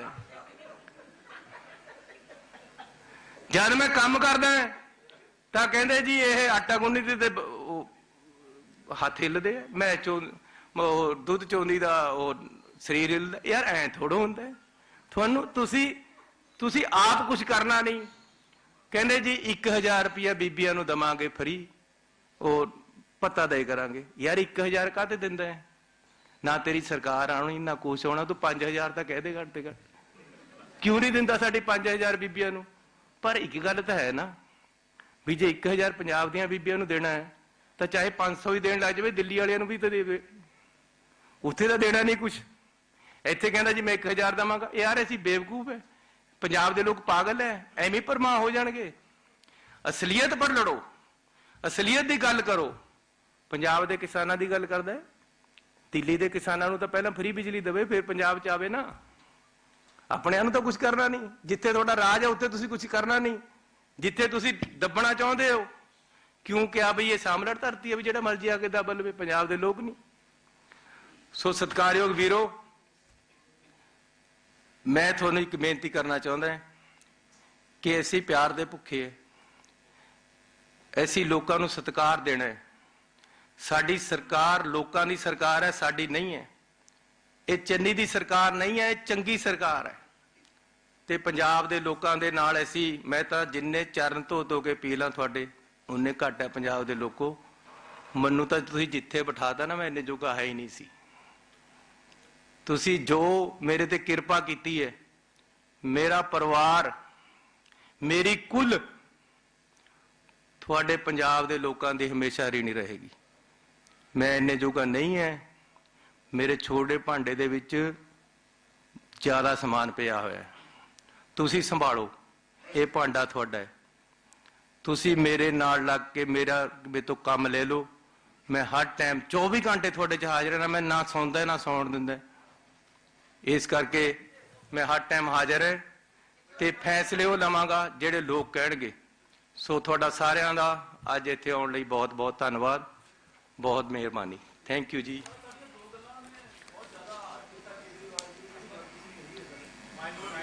ਕੱਪੜਿਆਂ ਨੂੰ ਲੈ ਕੇ ਤੁਸੀਂ ਕਿਹਾ ਵੀ ਉਹ ਕਹਿੰਦੇ ਵੀ ਮੈਂ ਕੱਪੜੇ ਨਹੀਂ ਪਾਉਂਦਾ ਹੈਗਾ ਪਰ ਮੈਂ 1000 ਰੁਪਏ ਦੇ ਰਿਹਾ ਮੇਰੀਆਂ ਭੈਣਾਂ ਦੇ ਜਿਹੜੇ ਪੰਜਾਬ ਦੀਆਂ ਬੜੇ ਅੱਛੇ ਕੱਪੜੇ ਪਾਉਣਗੀਆਂ ਤੇ ਨਾਲੇ ਤੁਸੀਂ ਕਾਲਾ ਅੰਗਰੇਜ਼ ਵਾਲੀ ਗੱਲ ਕਹੀ ਉਹ ਕਹਿੰਦੇ ਮੈਂ ਇਸ ਕਰਕੇ ਕਾਲਾ ਨਹੀਂ ਮੈਂ ਹੈਲੀਕਾਪਟਰ ਤੇ ਨਹੀਂ ਪਾਉਂਦਾ। ਉਹਨੂੰ ਕਹੋ ਦਿੱਲੀ ਵਾਲੀਆਂ ਭੈਣਾਂ ਨੂੰ ਵੀ ਦੇ ਦੇਵੇ ਨਾ ਪੈਸੇ। ਮੈਂ ਤਾਂ ਕਹਿੰਦਾ ਭੈਣ ਸਾਡੀਆਂ ਨੂੰ 1000 ਨਾ ਦੇਵੇ 5000 ਦੇਵੇ, ਲੇਕਿਨ ਦਿੱਲੀ ਵਾਲਿਆਂ ਨੂੰ ਵੀ ਦੇ ਦੇਵੇ। ਇਸ ਕਰਕੇ ਉਹ ਜੇ ਮੈਂ ਕਾਲੇ ਅੰਗਰੇਜ਼ ਕਿਹਾ ਕਿ ਜੀ ਲੁੱਟਣ ਆ ਗਏ ਤਾਂ ਉਹ ਆਪਣੇ ਆਪ ਪਰ ਕਿਉਂ ਲਾਉਂਦਾ ਕਿ ਉਹ ਆਇਆ ਲੁੱਟਣ? ਹੱਦ ਹੋ ਗਈ ਯਾਰ। ਮੇਰੇ ਨਾਲ ਨਾ ਗੱਲਾਂ ਕਰੇ ਕਰੋ, ਮੈਂ ਪਿੰਡੂ ਬੰਦਾ ਹਾਂ। ਜਦ ਮੈਂ ਕਹਿੰਦਾ ਯਾਰ ਪਿੱਠੂ ਖੇਲ ਕੇ ਦਿਖਾ, ਬਾਂਦਰ ਕਿੱਲੀ ਖੇਲ ਕੇ ਦਿਖਾ, ਗੁੱਲੀ ਡੰਡਾ ਖੇਲ ਕੇ ਦਿਖਾ, ਉਹਨੂੰ ਕਿਆ ਪਤਾ ਇਹਨਾਂ ਚੀਜ਼ਾਂ ਦਾ? ਪਿੰਡੂ ਬੰਦਿਆਂ ਨਾਲ ਕਾਹਨੂੰ ਪੰਗਾ ਲੈਂਦਾ ਹੈ? ਸ਼ਹਿਰੀ ਬੰਦਿਆਂ ਨਾਲ ਅਸੀਂ ਸ਼ਹਿਰਾਂ 'ਚ ਮੈਂ ਦੋਹਾਂ ਦਾ ਪ੍ਰੋਡਕਟ ਹੈ। ਪਿੰਡ 'ਚ ਮੈਂ ਜੰਮਿਆ, 5ਵੀਂ ਤੱਕ ਸਰਕਾਰੀ ਸਕੂਲ ਦੇ ਪਿੰਡ ਦੇ ਵਿੱਚ ਪੜ੍ਹਿਆ। ਬੋਰੀ ਲੈ ਕੇ ਜਾਂਦੇ ਸੀ ਅਸੀਂ। ਹੁਣ ਉਹਨੂੰ ਉਹ ਕਦ ਬੋਰੀ ਲੈ ਕੇ ਗਿਆ ਹੋਊਗਾ? ਫਿਰ ਮੈਂ ਸ਼ਹਿਰ ਵਿੱਚ ਰਿਹਾ, ਮਿਊਨਿਸਪਲ ਕਮੇਟੀ ਦਾ ਮੈਂਬਰ ਰਿਹਾ, ਪ੍ਰਧਾਨ ਰਿਹਾ। ਮੈਂ ਤਾਂ ਪੰਚੀ ਦੇਖੀ ਹੋਈ ਹੈ, ਮੈਂ ਸਰਪੰਚੀ ਦੇਖੀ ਹੋਈ ਹੈ। ਮੇਰਾ ਬਾਪ ਦਾ ਕੋਈ ਮੰਤਰੀ ਨਹੀਂ ਸੀ, ਨਾ ਕੋਈ ਮੁੱਖ ਮੰਤਰੀ ਸੀ। ਮੈਨੂੰ ਤਾਂ ਜੋ ਮਿਲ ਗਿਆ, ਮੈਂ ਪਰਮਾਤਮਾ ਦਾ ਸ਼ੁਕਰ ਕਰਦਾ, ਪੰਜਾਬ ਦੇ ਲੋਕਾਂ ਦਾ ਸ਼ੁਕਰ ਕਰਦਾ। ਤੁਹਾਡਾ ਸਾਰਿਆਂ ਦਾ ਬਹੁਤ ਬਹੁਤ ਧੰਨਵਾਦ। Thank you very much. CM ਸਾਹਿਬ ਤੁਸੀਂ ਆਪਣੀ ਸਪੀਚ ਦੀ ਓਪਨਿੰਗ ਕੀਤੀ ਕਿ ਗੁਰੂਆਂ ਦੇ ਮਾਡਲ ਤੇ ਚੱਲਦੀ ਹੈ ਤੁਹਾਡੀ ਸਰਕਾਰ ਤੇ ਤੁਹਾਡੀ ਹਾਈ ਕਮਾਂਡ ਦਾ ਵੀ 18 ਪੁਆਇੰਟ ਏਜੰਡਾ ਸੀ ਬੇਅਦਬੀ ਦਾ ਇਨਸਾਫ। ਹਾਂਜੀ ਬੋਲੋ। ਬੇਅਦਬੀ ਦਾ ਇਨਸਾਫ, ਉਹ ਹਰ ਇਨਸਾਫ ਮਿਲਣਾ ਹੈ ਲੋਕਾਂ ਨੂੰ, ਹਰ ਇਨਸਾਫ ਮਿਲਣਾ ਹੈ। ਹਰ ਇੱਕ ਦਾ ਇੱਕ ਸਿਸਟਮ ਦੇ ਤਹਿਤ ਜਿਸ ਤਰੀਕੇ ਦਾ ਇਹਨਾਂ ਨੇ ਗੁੰਝਲਦਾਰ ਸਿਸਟਮ ਸਾਡੀ ਪਹਿਲੀ ਸਰਕਾਰ ਨੇ ਤੇ ਅਕਾਲੀਆਂ ਨੇ ਰਲ ਕੇ ਕੀਤਾ ਹੋਇਆ, ਉਹਨੂੰ ਸਾਰੇ ਤਾਣੇ ਬਾਣੇ ਨੂੰ ਸੁਲਝਾ ਕੇ ਬਿਲਕੁਲ ਸਿੱਧਾ ਕਰਕੇ ਹਰ ਚੀਜ਼ ਦਾ ਇਨਸਾਫ ਮਿਲੇਗਾ। ਚੰਨੀ ਸਾਹਿਬ, ਉਹ ਸਪੀਕਰ 'ਚ ਬੋਲਿਓ, ਸਪੀਕਰ ਆ ਰਿਹਾ ਤੁਹਾਡੇ ਕੋਲ। ਚੰਨੀ ਸਾਹਿਬ, ਤੁਸੀਂ ਸਭ ਤੋਂ ਪਹਿਲਾਂ ਜਿਹੜੀ ਸ਼ੁਰੂਆਤ ਕੀਤੀ ਆ ਗੁਰੂ ਰਵਿਦਾਸ ਜੀ ਦਾ ਸ਼ਲੋਕ ਪੜ੍ਹਿਆ ਹੈ, ਐਸਾ ਚਾਹੂੰ ਰਾਜ ਮੈਂ ਜਹਾਂ ਮਿਲੇ ਸਭਨ ਕੋ ਅੰਨ, ਛੋਟ ਬੜੇ ਸਭ ਸਮ ਬਸੇ ਰਹੇ ਰਵਿਦਾਸ ਪ੍ਰਸੰਨ। ਮੇਰੇ ਇੱਕ ਤਾਂ ਜਿਹੜਾ ਤੁਸੀਂ 49 ਨੰਬਰ ਪੁਆਇੰਟ ਦਿੱਤਾ ਹੈ ਵੀ ਜਿਹੜੇ ਦੁਬਾਰਾ ਬੰਦੇ ਰੱਖੀ ਜਾਂਦੇ ਉੱਚ ਅਧਿਕਾਰੀ ਜਾਂ ਮੁਲਾਜ਼ਮ ਵੀ ਮੁੜ ਨਿਯੁਕਤੀ ਅਸੀਂ ਪਾਬੰਦੀ ਲਾ ਦਿੱਤੀ ਹੈ ਜੀ। ਪਹਿਲੀ ਗੱਲ ਇਹ ਹੈ ਕਿ ਅਜੇ ਵੀ ਪਰਾਹੁਣਚਾਰੀ ਵਿਭਾਗ, ਪੁਲਿਸ ਵਿਭਾਗ, ਐਜੂਕੇਸ਼ਨ ਤੇ ਕਈ ਡਿਪਾਰਟਮੈਂਟ ਅਜਿਹੇ ਨੇ ਜਿਨ੍ਹਾਂ ਦੇ ਵਿੱਚ ਅਜੇ ਵੀ ਉਹ ਲੋਕ ਬਾਰ-ਬਾਰ ਲੱਗੇ ਹੋਏ ਨੇ। ਕਈ ਡਿਪਾਰਟਮੈਂਟ ਨੇ ਜਿਨ੍ਹਾਂ ਦੇ ਵਿੱਚੋਂ ਜਿਹੜੇ 58 ਸਾਲ ਤੋਂ ਬਾਅਦ ਉਹ ਰਿਟਾਇਰ ਨਹੀਂ ਹੋਏ, ਉਹ ਉਸੇ ਤਰ੍ਹਾਂ ਪਹਿਲੀ ਤਰ੍ਹਾਂ ਕੰਮ ਕਰ ਰਹੇ ਨੇ।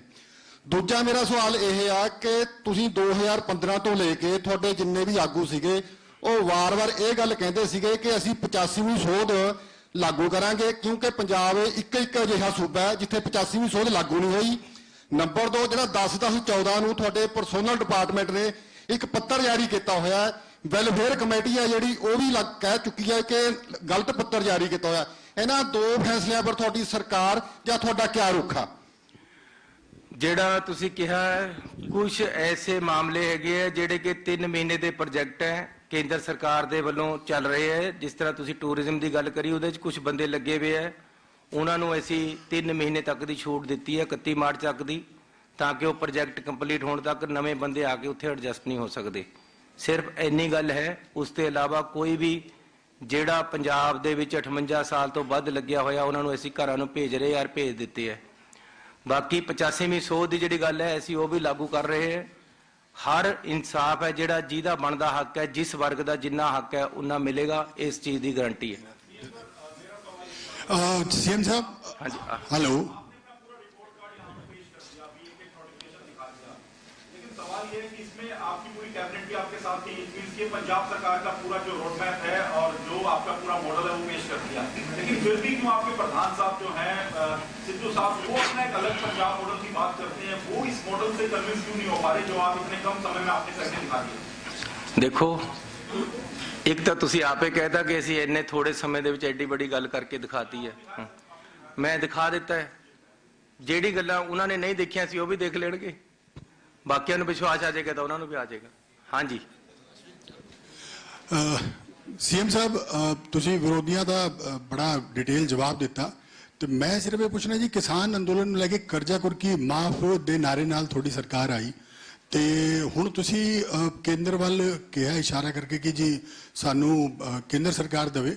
ਇਹਦੇ ਤੇ ਵਿਪਕਸ਼ੀਆਂ ਦਾ ਕਹਿਣਾ ਜੀ ਕਿ ਤੁਸੀਂ ਇਹ ਸਾਰਾ ਜਿਹੜਾ ਪੁੱਛ ਕੇ ਤਾਂ ਬਣਾਇਆ ਨਹੀਂ ਸੀ ਜੀ, ਆਪਣਾ ਮੈਨੀਫੈਸਟੋ ਦੇ ਵਿੱਚ ਪਾਇਆ ਸੀਗਾ। ਤੇ ਮੇਰਾ ਸਿਰਫ ਇਹੀ ਪੁੱਛਣਾ ਜੀ, ਕਰਜ਼ਾ ਕੁਰਕੀ ਮਾਫ ਦੇ ਸਟੇਟਸ ਨੂੰ ਲੈ ਕੇ ਅਸੀਂ 2 ਲੱਖ ਤੱਕ ਦਾ ਕਰਜ਼ਾ ਪੰਜਾਬ ਸਰਕਾਰ ਨੇ ਪਹਿਲਾਂ ਮਾਫ ਕੀਤਾ ਹੈ। ਮੈਂ ਚਾਹੁੰਦਾ ਹਾਂ ਕਿ ਟੋਟਲ ਖੇਤ ਮਜ਼ਦੂਰ ਤੇ ਕਿਸਾਨਾਂ ਦਾ ਕਰਜ਼ਾ ਮਾਫ ਹੋਵੇ। ਟੈਕਸ ਜਿਹੜਾ ਅਸੀਂ ਦਿੰਦੇ ਆ ਉਹ ਕੇਂਦਰ ਨੂੰ ਵੀ ਜਾਂਦਾ ਤੇ ਪੰਜਾਬ ਨੂੰ ਵੀ ਜਾਂਦਾ, ਟੈਕਸ ਦੇ ਨਾਲ ਸਰਕਾਰਾਂ ਚੱਲਦੀਆਂ। ਇਸ ਕਰਕੇ ਮੈਂ ਕੇਂਦਰ ਸਰਕਾਰ ਨੂੰ ਚਿੱਠੀ ਲਿਖੀ ਹੈ ਕਿ ਪੂਰੇ ਦੇਸ਼ ਵਿੱਚ ਇੱਕ ਮਾਡਲ ਲੈ ਕੇ ਆਓ। ਜਿਸ ਤਰ੍ਹਾਂ ਪਹਿਲਾਂ ਟੋਟਲ ਸਕਾਲਰਸ਼ਿਪ, ਐਸੀ ਸਕਾਲਰਸ਼ਿਪ ਉਹ ਦਿੰਦੇ ਸੀ, ਉਹਨਾਂ ਨੇ 60-40 ਦੀ ਰੇਸ਼ੋ ਬਣਾਤੀ ਹੈ। ਮੈਂ ਉਹਨਾਂ ਨੂੰ ਇਹ ਕਿਹਾ ਕਿ ਇੱਕ ਪੂਰੇ ਦੇਸ਼ 'ਚ ਮਾਡਲ ਲੈ ਕੇ ਆਓ, ਪੂਰੇ ਦੇਸ਼ ਦੇ ਕਿਸਾਨ ਦਾ ਤੇ ਖੇਤ ਮਜ਼ਦੂਰ ਦਾ ਟੋਟਲ ਕਰਜ਼ਾ ਚੱਕਣ ਦੀ ਗੱਲ ਕਰੋ।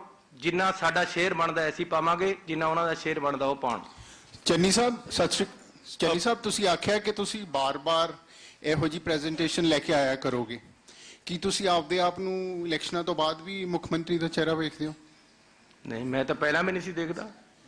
ਇਹ ਤਾਂ ਲੋਕਾਂ ਨੇ ਕਰ ਦਿੱਤਾ ਹੈ ਜਾਂ ਮੇਰੀ ਪਾਰਟੀ ਨੇ ਮੈਨੂੰ ਬਣਾ ਦਿੱਤਾ ਹੈ। ਮੈਂ ਕਦੇ ਨਾ ਉਮੀਦਵਾਰ ਸੀ ਨਾ ਕਦੇ ਹੈ। ਜੋ ਮੇਰੀ ਪਾਰਟੀ ਕਰਦੀ ਹੈ, ਜੋ ਲੋਕ ਕਰਦੇ, ਮੈਂ ਉਹਦੇ ਨਾਲ ਸਹਿਮਤ ਹੈ। ਮੈਂ ਸੰਤੁਸ਼ਟ ਬੰਦਾ ਹੈ। ਮੇਰੀ ਪਰਿਵਾਰ ਦੇ ਵਿੱਚ ਮੇਰੀ ਰੋਟੀ ਪਾਣੀ ਅੱਛਾ ਚੱਲ ਰਿਹਾ ਤੇ ਮੈਂ ਜੋ ਮੈਨੂੰ ਜ਼ਿੰਮੇਵਾਰੀ ਦਿੱਤੀ ਜਾਂਦੀ ਹੈ, ਜੇ ਮੈਂ ਪੰਚ ਸੀਗਾ, MC ਮਿਊਨਿਸਪਲ ਕਮੇਟੀ ਦਾ, ਮੈਂ ਖਰੜ ਪ੍ਰਧਾਨ ਰਿਹਾ। ਤੁਸੀਂ ਖਰੜ ਦੇ ਲੋਕਾਂ ਨੂੰ ਜਾ ਕੇ ਪੁੱਛੋ ਮੇਰਾ ਮਾਡਲ ਕਿਆ ਹੈ। ਉੱਥੇ ਜਿਹੜਾ ਮੈਂ ਸਕੂਲ ਖਿਲਾਇਆ ਸੀ ਸਰਕਾਰੀ ਮਾਡਲ ਸਕੂਲ ਖਰੜ, ਉਹਦੇ ਜਾ ਕੇ ਦੇਖੋ ਇਸ ਟਾਈਮ 3000 ਬੱਚਾ ਪੜ੍ਹਦਾ ਹੈ। ਪੂਰੇ ਪੰਜਾਬ 'ਚ ਸਭ ਤੋਂ ਜ਼ਿਆਦਾ ਪੜ੍ਹਨੇ ਬੱਚਿਆਂ ਵਾਲਾ ਸਕੂਲ ਹੈ ਤੇ ਉਹਦੇ ਵਿੱਚ ਡਬਲ ਸ਼ਿਫਟ ਸਕੂਲ ਚੱਲਦੀ ਹੈ ਤੇ ਉਹਦੇ 'ਚ ਹਰ ਵਾਰ ਸਿਫਾਰਸ਼ਾਂ ਆਉਂਦੀਆਂ ਕਿ ਸਾਡਾ ਬੱਚਾ ਜੁਆਇਨ ਕਰਾਓ। ਇਹ ਸਾਡਾ ਮਾਡਲ ਹੈ। ਮੈਂ ਖਰੜ ਦੇ ਵਿੱਚ ਸਟੇਡੀਅਮ ਬਣਵਾਇਆ, ਕਮਿਊਨਿਟੀ ਸੈਂਟਰ ਬਣਾਇਆ, ਸਕੂਲ ਬਣਾਇਆ, ਪਾਰਕਾਂ ਬਣਵਾਈਆਂ, ਨਜਾਇਜ਼ ਕਬਜ਼ੇ ਛੜਾਏ। ਜਦ ਮੈਂ ਮਿਊਨਿਸਪਲ ਕਮੇਟੀ ਦਾ ਪ੍ਰਧਾਨ ਸੀ ਉਸ ਟਾਈਮ ਵੀ ਕਾਮਯਾਬ ਹੋਇਆ। ਆਪੋਜੀਸ਼ਨ ਲੀਡਰ ਬਣਿਆ, MLA ਬਣਿਆ ਤਾਂ ਮੇਰੇ ਹਲਕੇ ਦੇ ਲੋਕਾਂ ਨੂੰ ਪੁੱਛੋ ਡਿਵੈਲਪਮੈਂਟ ਕਿੰਨੀ ਹੋ ਰਹੀ ਹੈ। ਚੰਨੀ ਸਾਹਿਬ, ਤੁਸੀਂ ਇੱਕ ਮਿੰਟ ਸਰ, ਇੱਕ ਮਿੰਟ, ਮੈਂ ਤੁਹਾਡੇ ਪਰ ਆਉਂਦਾ। ਮੈਂ ਆਪੋਜੀਸ਼ਨ ਲੀਡਰ ਬਣਿਆ ਤਾਂ ਸਾਡੀ ਦੁਬਾਰੇ ਸਰਕਾਰ ਆਈ, ਕਾਮਯਾਬ ਹੋਇਆ। ਮੈਂ ਮੰਤਰੀ ਬਣਿਆ, ਸੁਣੋ, ਮੈਂ ਟੈਕਨੀਕਲ ਐਜੂਕੇਸ਼ਨ ਦਾ ਮੰਤਰੀ ਬਣਿਆ। 19 ITI ਨਵੀਂ ਖੋਲੀਆਂ, ਇੱਕ ਯੂਨੀਵਰਸਿਟੀ ਬਣ ਰਹੀ ਸਕਿੱਲ ਯੂਨੀਵਰਸਿਟੀ ਚਮਕੌਰ ਸਾਹਿਬ 'ਚ। ਮੇਰੇ ਡਿਪਾਰਟਮੈਂਟ ਦਾ ਰਿਪੋਰਟ ਕਾਰਡ ਦੇਖੋ। ਯੂਨੀਵਰਸਿਟੀ ਬਣ ਰਹੀ ਹੈ, ITI ਕਾਲਜ ਨਵੇਂ ਬਣ ਰਹੇ ਹੈ, ਟੈਕਨੀਕਲ ਐਜੂਕੇਸ਼ਨ ਸੁਧਾਰ ਆਇਆ। ਮੈਨੂੰ ਟੂਰਿਜ਼ਮ ਦਿੱਤਾ ਗਿਆ ਸੀ ਤਾਂ ਟੂਰਿਜ਼ਮ ਡਿਪਾਰਟਮੈਂਟ ਆਮ ਤੌਰ ਤੇ ਪੰਜਾਬ 'ਚ ਲੈਂਦੇ ਹੀ ਨਹੀਂ ਸੀ, ਲੇਕਿਨ ਗੁਰੂ ਨਾਨਕ ਸਾਹਿਬ ਦਾ ਜਿਹੜਾ ਜਨਮ ਦਿਨ ਮਨਾਇਆ ਗਿਆ 550ਵਾਂ, ਸਾਰੀ ਦੁਨੀਆ ਦੇ ਵਿੱਚ ਸ਼ੋਭਾ ਹੋਈ ਕਿ ਮੈਨੂੰ ਇੰਚਾਰਜ ਲਗਾਇਆ ਗਿਆ ਸੀ। ਆ ਹੁਣੇ ਇੰਡੀਆ ਟੂਡੇ ਦੀ ਰਿਪੋਰਟ ਆਈ ਹੈ, ਪੰਜਾਬ ਦਾ ਟੂਰਿਜ਼ਮ ਪਿਛਲੇ 3 ਸਾਲਾਂ ਜਿੰਨੀ ਦੇਰ ਮੈਂ ਮੰਤਰੀ ਰਿਹਾ ਤਾਂ 14ਵੇਂ ਨੰਬਰ ਤੋਂ ਪਹਿਲੇ ਨੰਬਰ ਤੇ ਆ ਗਿਆ ਟੂਰਿਜ਼ਮ ਫੈਲਣ ਦੇ ਵਿੱਚ ਪੰਜਾਬ ਦਾ। ਮੇਰੀ ਰਿਪੋਰਟ ਨਹੀਂ ਹੈ, ਇੰਡੀਆ ਟੂਡੇ ਦੀ ਰਿਪੋਰਟ ਹੈ। ਔਰ ਮੇਰੇ ਪਾਸ 2 ਮਹਿਕਮੇ ਰਹੇ, ਦੋਨਾਂ ਦਾ ਕਾਰਗੁਜ਼ਾਰੀ ਦੇਖੋ ਕਿੰਨੀ ਕਾਮਯਾਬ ਰਹੀ ਹੈ। ਜੇ ਮੈਨੂੰ ਮੁੱਖ ਮੰਤਰੀ ਬਣਾਇਆ ਗਿਆ ਤਾਂ ਮੇਰੀ ਕਾਰਗੁਜ਼ਾਰੀ ਹੈ। ਇਸ ਕਰਕੇ ਜੋ ਮੈਨੂੰ ਜ਼ਿੰਮੇਵਾਰੀ ਦਿੱਤੀ ਜਾਏਗੀ ਪਾਰਟੀ ਵੱਲੋਂ, ਮੈਂ ਕਿਸੇ ਚੀਜ਼ ਦਾ ਚਾਹਤ ਨਹੀਂ ਹੈ, ਨਾ ਮੈਂ ਅੱਗੇ ਨੂੰ ਕਿਸੇ ਚੀਜ਼ ਦਾ ਉਮੀਦਵਾਰ ਹੈ।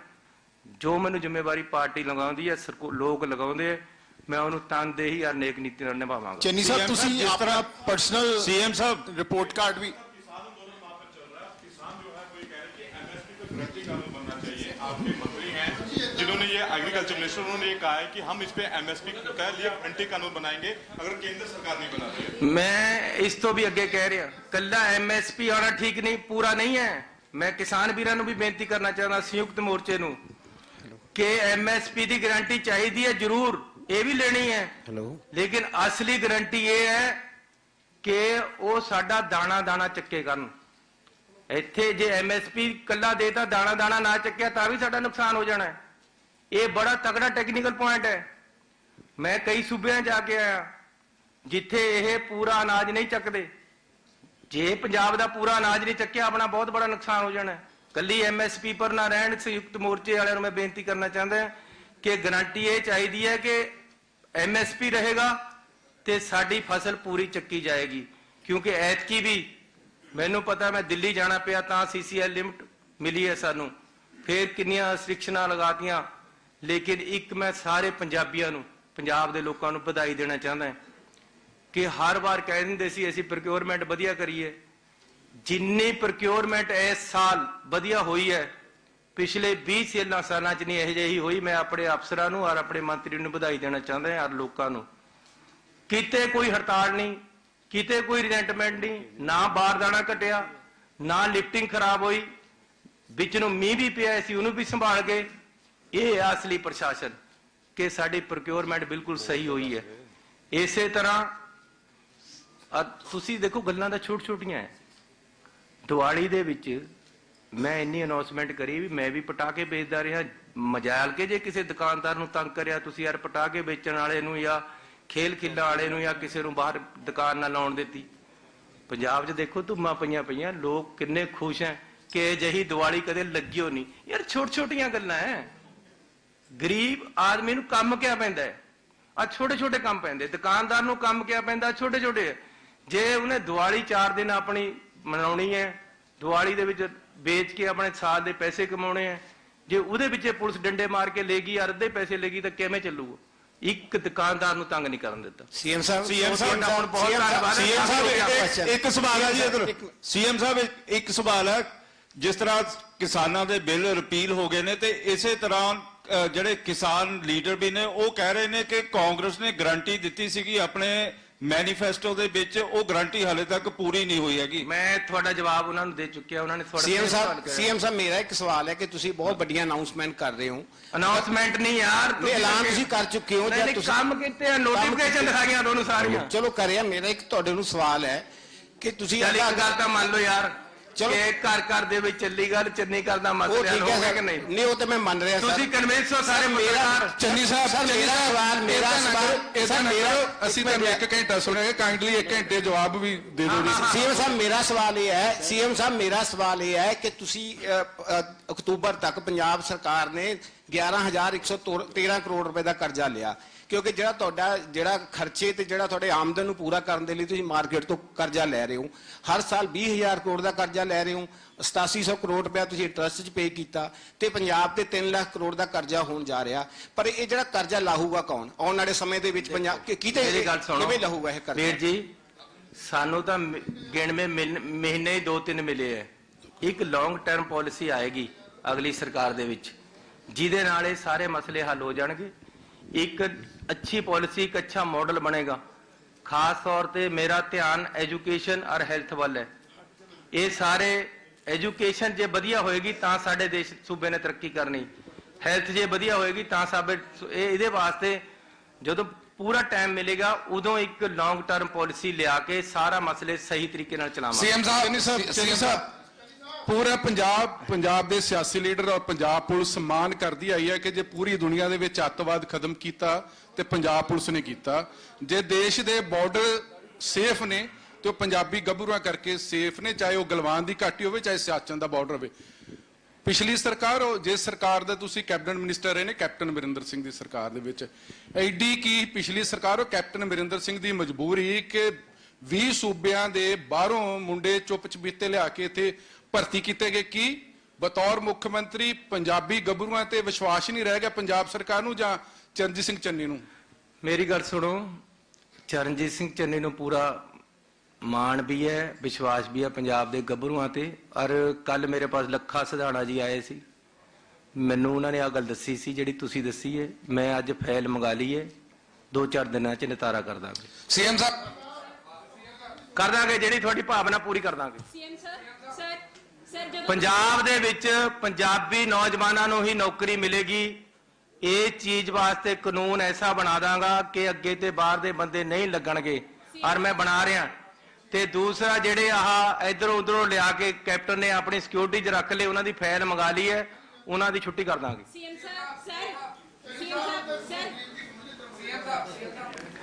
आप बात कर रहे हैं लोगों की कि सरकार लोगों की है, लेकिन आपके खुद के एमएलए जब खुद के लीडर बाहर आके कह रहे हैं कि हमें काम नहीं करने दिया जा रहा, कुछ मंत्री इंटरफेरेंस कर रहे हैं, तो कहीं ना कहीं लग नहीं रहा कि आप ये स्टेटमेंट दे रहे हो कि प्रो पीपल कांग्रेस है, प्रो पीपल गवर्नमेंट है, तो आपके कांग्रेस के नेता क्यों इतने बाहर आके?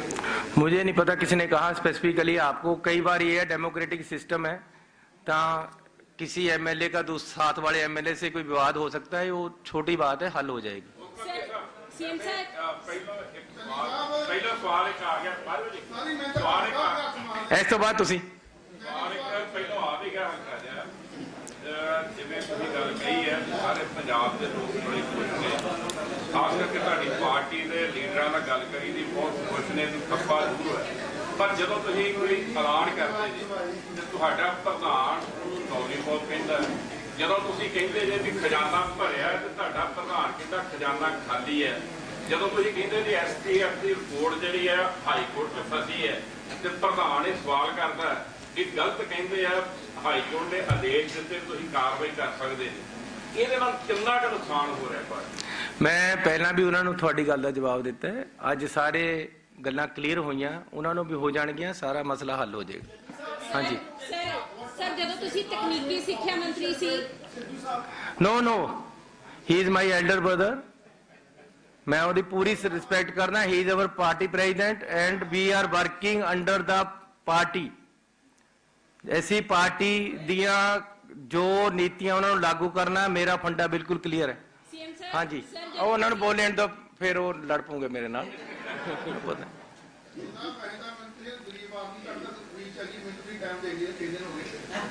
ਤੇ ਸਰ ਇੱਕ ਗੱਲ ਤੁਸੀਂ ਰੰਧਾਵਾ ਸਾਹਿਬ ਨੇ ਪੈਨਲ ਬਣਾਤਾ ਸੀ ਫੰਡਲ ਵਾਸਤੇ ਵਾਲਾ ਡਰੱਗ ਦੀ ਲੈ ਕੇ ਬਹੁਤ ਸੀਰੀਅਸ ਮੈਟਰ ਸੀਗਾ ਕਿ ਜਦੋਂ ਇਲੈਕਸ਼ਨ ਤੋਂ ਲੈ ਕੇ ਹੁਣ ਤੱਕ 4.5 ਸਾਲ ਹੋ ਗਏ ਆ ਇਸੇ ਚੱਕਰ 'ਚ ਉਹ ਪੈਨਲ ਬਣਾਤਾ ਲਿਫਾਫਾ ਖੁੱਲਿਆ ਨਹੀਂ ਤੁਸੀਂ ਮੰਗੀ 7 ਦਿਨ ਦੀ ਰਿਪੋਰਟ ਇਹ ਜਿਹੜੀ ਹੈਗੀ ਆ ਡਰੱਗ ਮਾਫੀ ਨੂੰ ਲੈ ਕੇ ਜਿਹੜਾ ਇਹ ਚੱਲ ਰਿਹਾ ਇਹ ਕਦ ਤੱਕ ਇਹ ਤੁਸੀਂ ਆਪ ਵੀ ਇਨੀਸ਼ੀਏਟਿਵ ਨੇ ਆਪ ਅਨਾਉਂਸਮੈਂਟ ਵੀ ਕਰ ਸਕਦੇ ਹੋ ਲੇਕਿਨ ਇਹ ਲਿਫਾਫੇ ਦਾ ਪ੍ਰੋਸੈਸ ਜਿਹੜਾ ਕਦ ਤੱਕ ਕੰਪਲੀਟ ਹੋਏਗਾ ਕੀ ਹੋਏਗਾ ਕਿਉਂਕਿ ਸਾਰੇ ਲੋਕਾਂ ਦੀ ਨਜ਼ਰ ਲਿਫਾਫੇ ਦੇ ਉੱਪਰ ਪਈ ਹੋਈ ਹੈ ਮੈਂ ਤੁਸੀਂ ਜੇ ਮੇਰੇ ਤੇ ਕਿਰਪਾ ਕਰੋ ਔਰ ਪੰਜਾਬ ਤੇ ਇਹ ਸਵਾਲ ਪਬਲਿਕ ਦੇ ਵਿੱਚ ਡੋਮੇਨ 'ਚ ਨਾ ਆਵੇ ਕਿਉਂਕਿ ਇਹਦੇ ਨਾਲ ਕੋਰਟਾਂ ਪਰ ਬੜਾ ਅਸਰ ਪੈ ਰਿਹਾ ਇਸ ਕਰਕੇ ਮੈਂ seriously from the core of my heart ਜੇ ਮੈਂ ਕਹਿੰਦਾ ਜੀ ਪ੍ਰਮਾਤਮਾ ਜ਼ਿੰਦਗੀ ਉਨੀ ਕੁ ਦੇਵੇ ਜਿੰਨੇ 'ਚ ਮੈਂ ਮਸਲੇ ਹੱਲ ਕਰਾਂ ਇਹ ਇਸ ਤੋਂ ਜ਼ਿਆਦਾ ਜੇ ਮੈਂ ਨਹੀਂ ਕਰਦਾ ਨਾ ਦੇਵੇ ਜ਼ਿੰਦਗੀ ਇਸ ਤੋਂ ਜ਼ਿਆਦਾ ਮੈਂ ਕੁਝ ਨਹੀਂ ਕਰ ਸਕਦਾ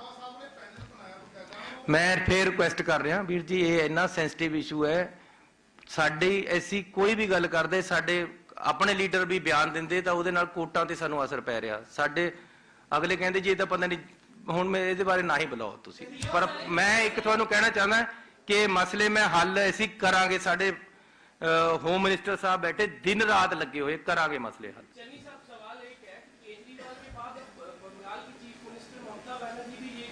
कांग्रेस खत्म है और आने वाले इलेक्शन में इसका असर पड़ेगा सवाल नंबर 2 आपने कहा कि आप क्रिटिसिज्म इनवाइट करते हैं तो नवजोत सिंह सिद्धू का क्रिटिसिज्म अभी भी आप इनवाइट करते हैं और चाहते हैं कि वो अभी भी क्रिटिसाइज करें मुझे कोई मैं तो सबको कह रहा हूँ यार यू आर वेलकम मेरे में कोई कमी है तो निकालो मैं उसको ठीक कर लूँ ममता बनर्जी का नेशनल लेवल का सवाल है वो नेशनल लेवल की बात करें पंजाब की करें हम ਹੁਣ ਬਾਕੀ ਗੱਲਾਂ ਆਪਾਂ ਬੈਠ ਕੇ ਨਾ ਕਰ ਲਈਏ ਚਾਹ ਪੀ ਲਈਏ